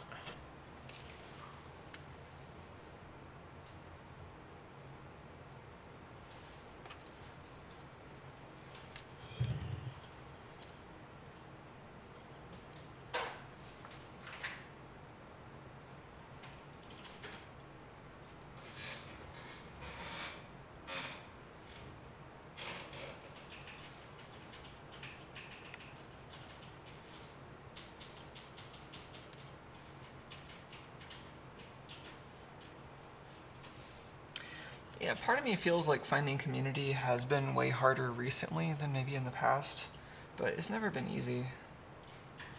Like, I feel like with open source software, I've often kind of like looked around for stuff that I can really get involved in, and I've done a little bit of that. Like, I've had the occasional contribution to a larger project, but the stuff that I find myself just like really digging into and spending lots of time on, in the past at least.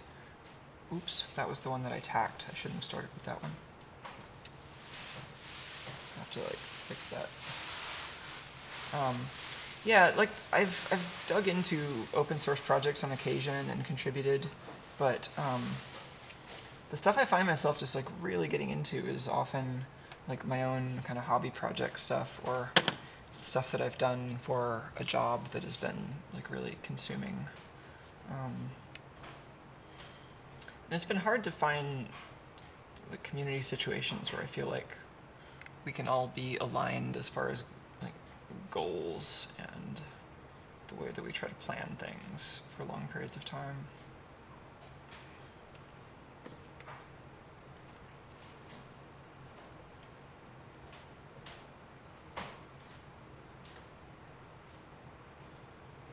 Oh, I did the same thing again there.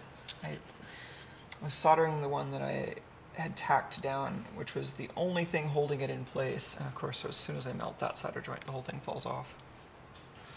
Just need to not do that.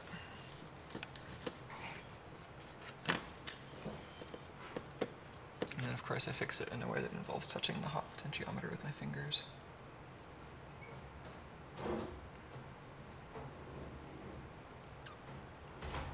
Had a few projects I got kind of involved with for a while. I was briefly involved with the BZ flag, submitted a couple patches for Crystal Space, the old 3D engine.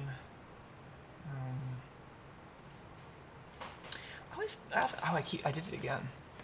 I'm just like, I think that's just the one that I have marked in my brain as the first pin, and so I want to solder that one first. It's a problem.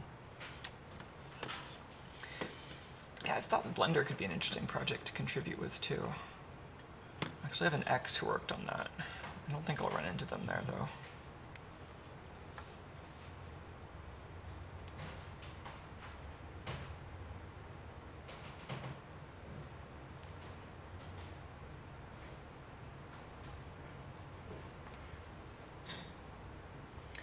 But I think at some point pretty early on, I don't know. I think I decided that it was hard to work on projects that had lots of users, because the users were all going to want things that, you know, for technical reasons weren't as straightforward as they thought they would be, and so the amount of time that I would spend like doing interesting things and solving interesting problems and actually doing anything that felt useful, like that would just start getting less and less compared to the time it seemed like I spent just like telling people like what they couldn't have and like what the actual realities were, which is frustrating. And sometimes that's fine, and sometimes it isn't. Like some users are easier to deal with than others. Like I feel like with Fade Candy, I had generally pretty good users. It just was kind of too much for me at some point. But then with other projects, like it's harder to find users that are reasonable. It's like the closer a project is to gaming, the more unreasonable the users are, I think. But there are a lot of places where people have unreasonable expectations, I think.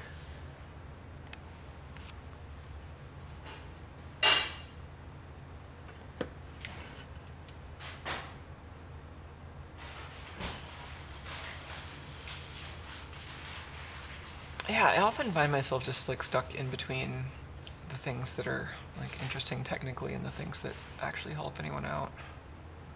And it's like I want to be doing projects that are useful to humans at some level, but then when they're actually useful to humans, the problems kind of become less and less the kind of thing that I want to work on or the kind of thing that I feel like I'm actually making progress on. I don't know. Maybe the thing to do is to make tools that help communities grow. Maybe the thing to do is to spread good memes and good information. I don't know. Still trying to figure a lot of that out. Pretty much all of it, really.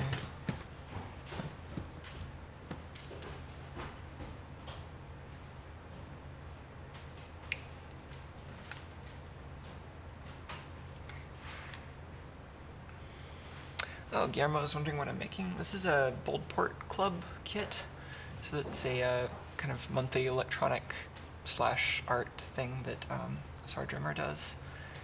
And this particular one is called Krell, and it's an audio synthesizer that's inspired by the movie Forbidden Planet. Let's see, I think when these are all the way down, maybe I want it pointing toward the bottom left. Just that seems kind of traditional, like that. Let's make that the position. So we're going to turn all of these to the minimum position and then put the arrow in pointed that direction.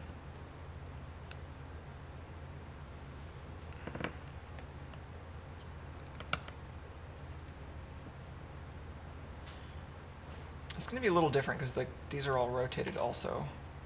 They rotate as they go around the board.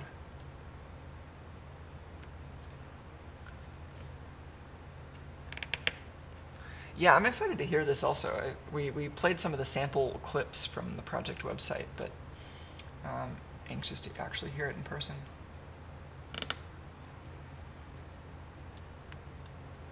I've got an auxiliary input here. I think we can just plug it right into.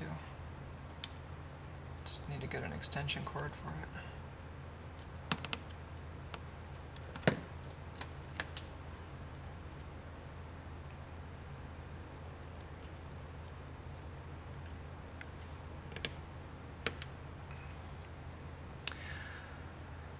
Oh, right. Emily's wondering what's up with the arrows having different numbers of lines. I hadn't noticed that before, but now that you mention it, I think that matches the symbols on this card.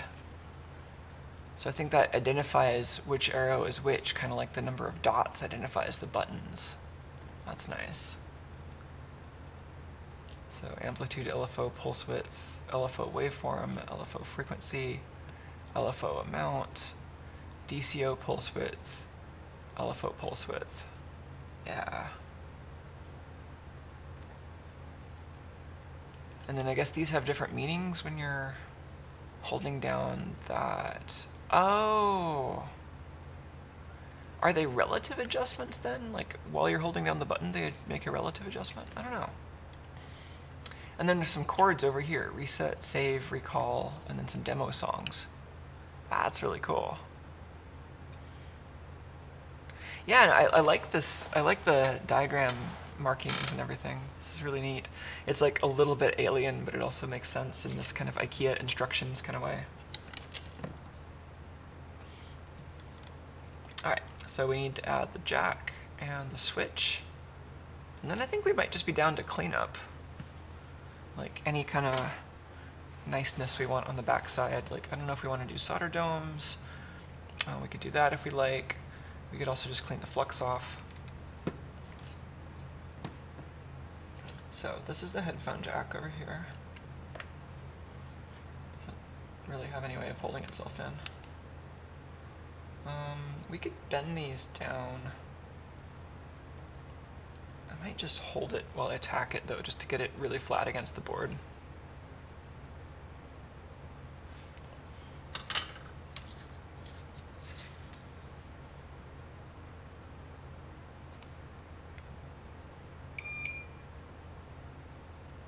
Just gonna get a little solder on the tip and just, it's not gonna spread very well without fresh flux, but it'll just be enough to tack it down slightly. And then I will solder the others.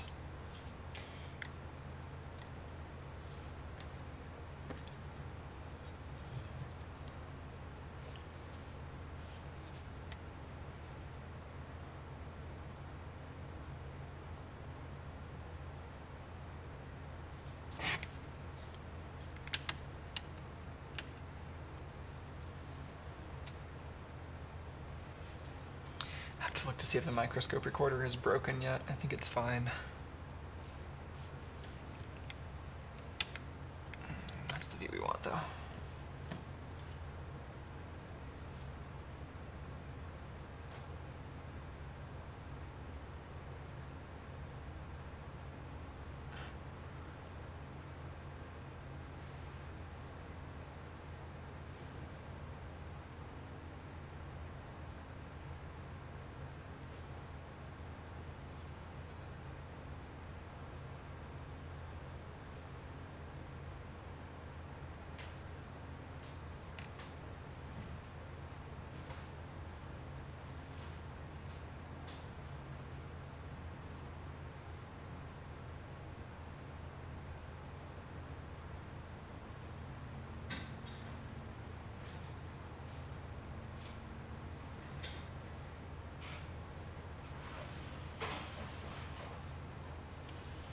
Alright, and then the one I started with.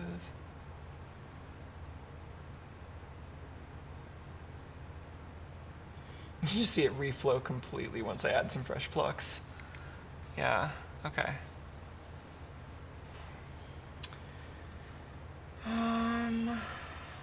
Is that it? Got the switch. Switch goes over here.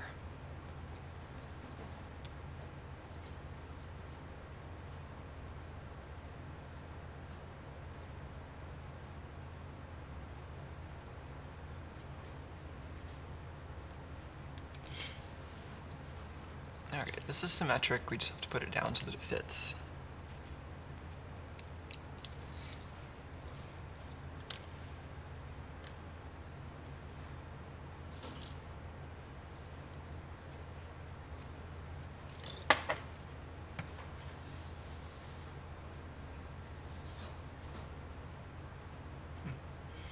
Looks like this is our surface mount part for the mission.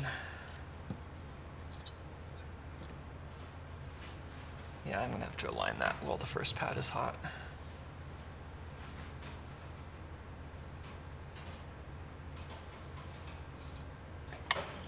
I mean, even if I had it aligned, the surface tension would just mess with it. There we go.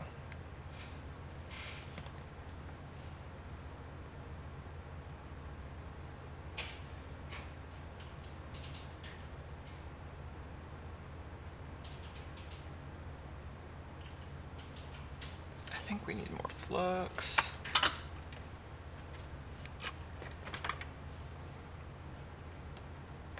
Not very much, because we're almost done. And I don't want to clean off a ton of flux here, but especially not from the screw, or from the switch. Cleaning the switch seems like it could be hard.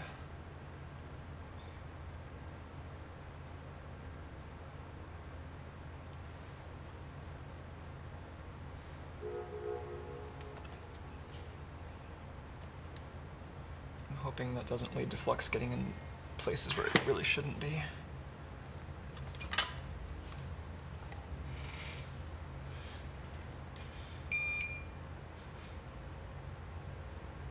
It smells like flux. If this was smell-o-vision, you could all be getting cancer.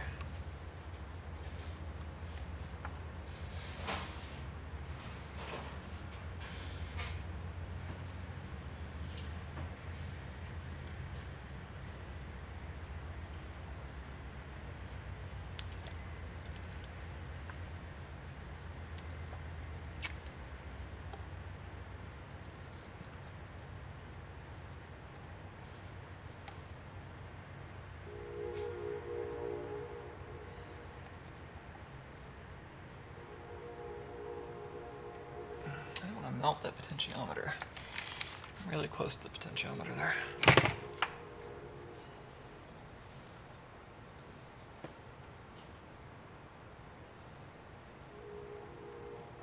I could be using a smaller tip for this job. This was mostly through hole though. Okay, that was a little more solder than it needed, but I think we're fine. Not the prettiest joints, but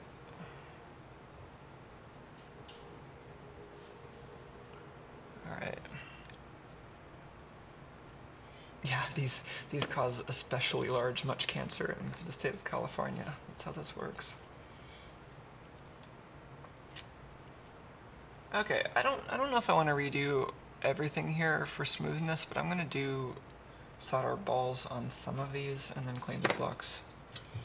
Just the ones that I think make sense too. Like not the chip, I think.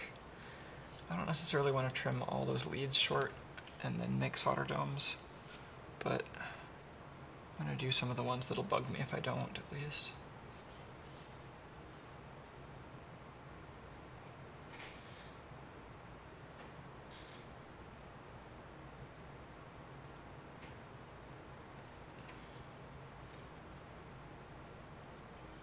And I have to give this disclaimer every time. This is like not a thing that you need to do with soldering. This is purely aesthetic. It's so that the back of the board is not pointy.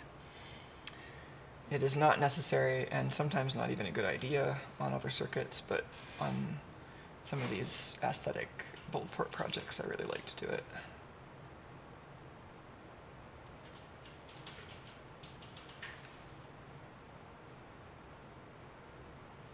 Yeah, I'm going to leave these pointy because they're stiff. I don't want to have to trim all those, but these... And so what I'm doing is just adding enough solder that covers the very end of the trimmed lead to keep that from being sharp.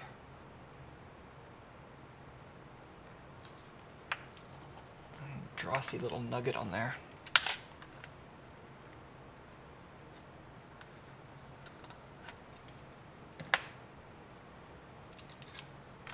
Yeah, is the state of California doing enough to cause cancer? I don't know.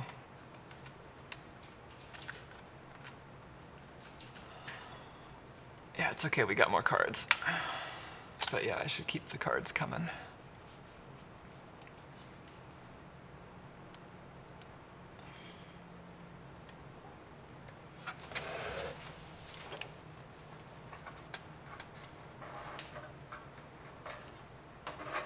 Okay, I've just barely reached my import bin, so that when the card's done, I can slurp it onto my NAS at some point.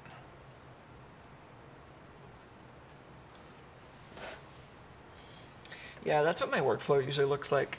Everything that I record during these streams goes onto a big old NAS, network attached storage, and then I pull it off of there for editing later.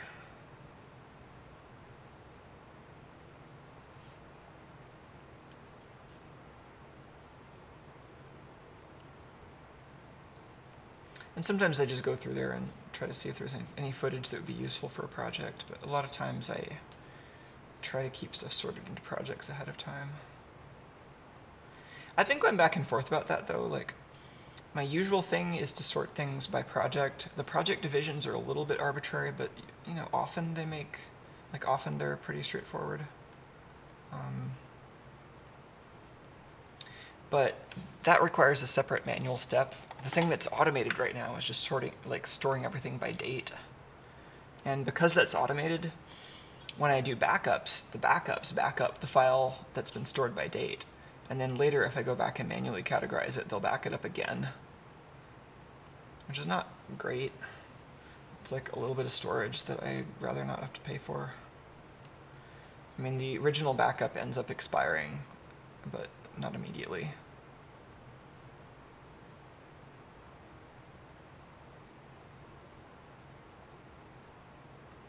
If I have too much solder on the iron, it kind of gives me one of those little peaks even when I add more flux. It's not what I was going for. That's what I was going for. Do I want to plate both of these MIDI leads? I don't know.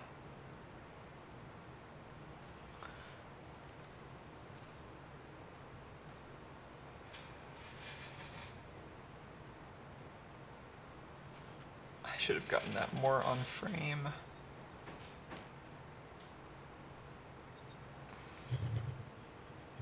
Rumble, rumble, rumble. That's like really loud on these headphones, but I have no idea if it's even noticeable for a lot of you.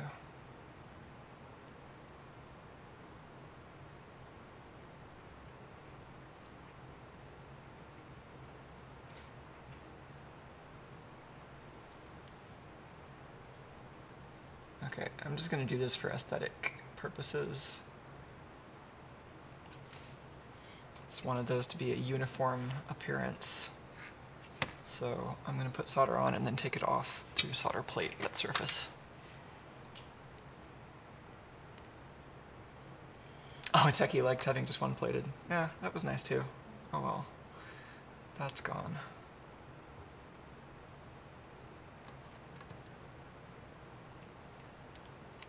My flux syringe is so dirty.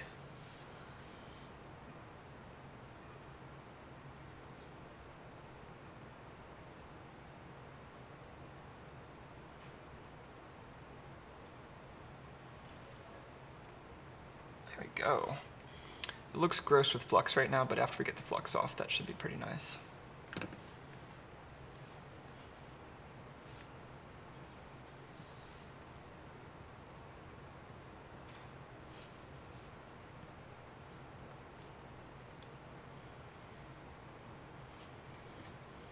Okay, a little more balling on this side.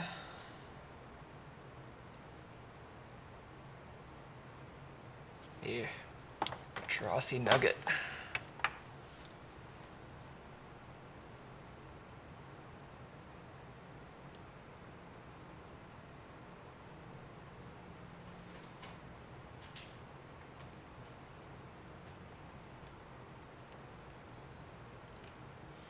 The good thing about Drossy nuggets, at least, is I get to call them Drossy nuggets.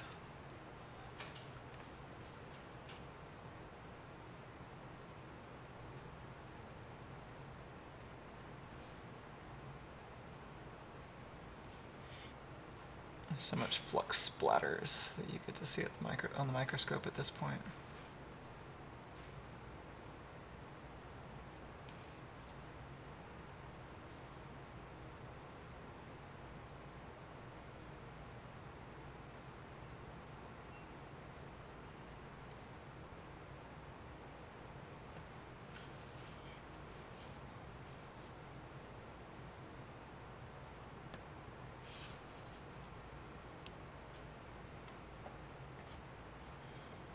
Alright, let's do a little bit of cleaning. Oh, we need to put the battery case on. Well, we definitely should clean this before putting the battery case on, but that'll actually cover a lot of the joints, so we won't feel them anyway.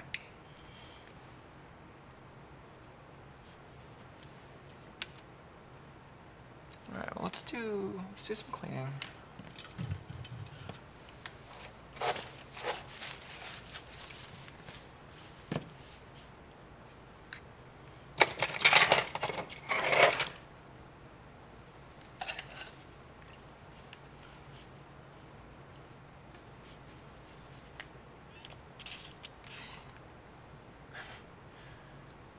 That's kind of fun.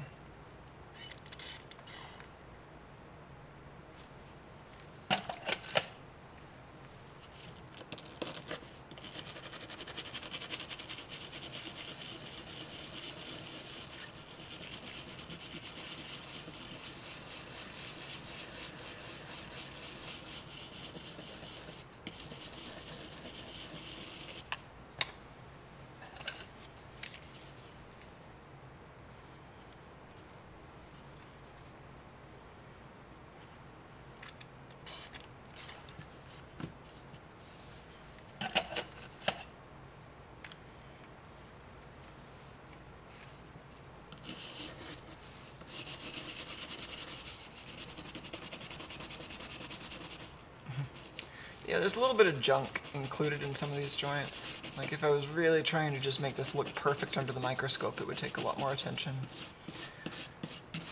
Without the microscope, it looks pretty good.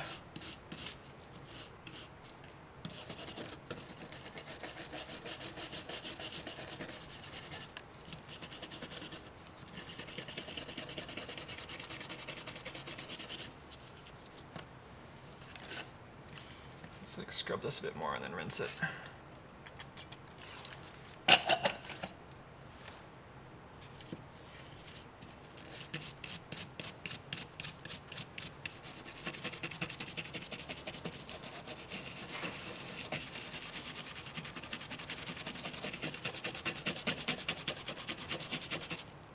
Alright, let's rinse.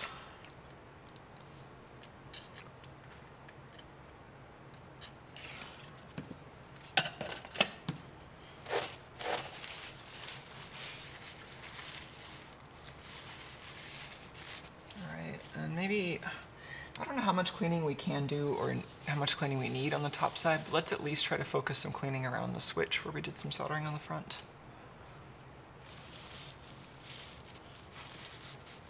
Yeah, that still needs some work. I don't want that flux flowing elsewhere on the board if I can avoid it, so I'm going to try tilting this.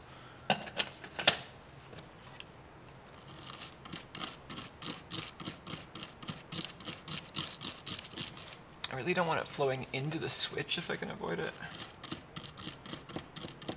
Or into any of the snap buttons, really.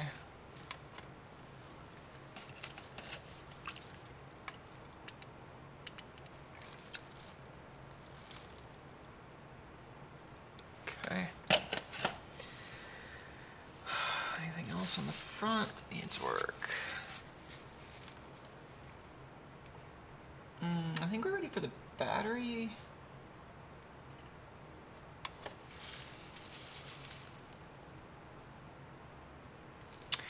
Oh yeah, this did feel kind of like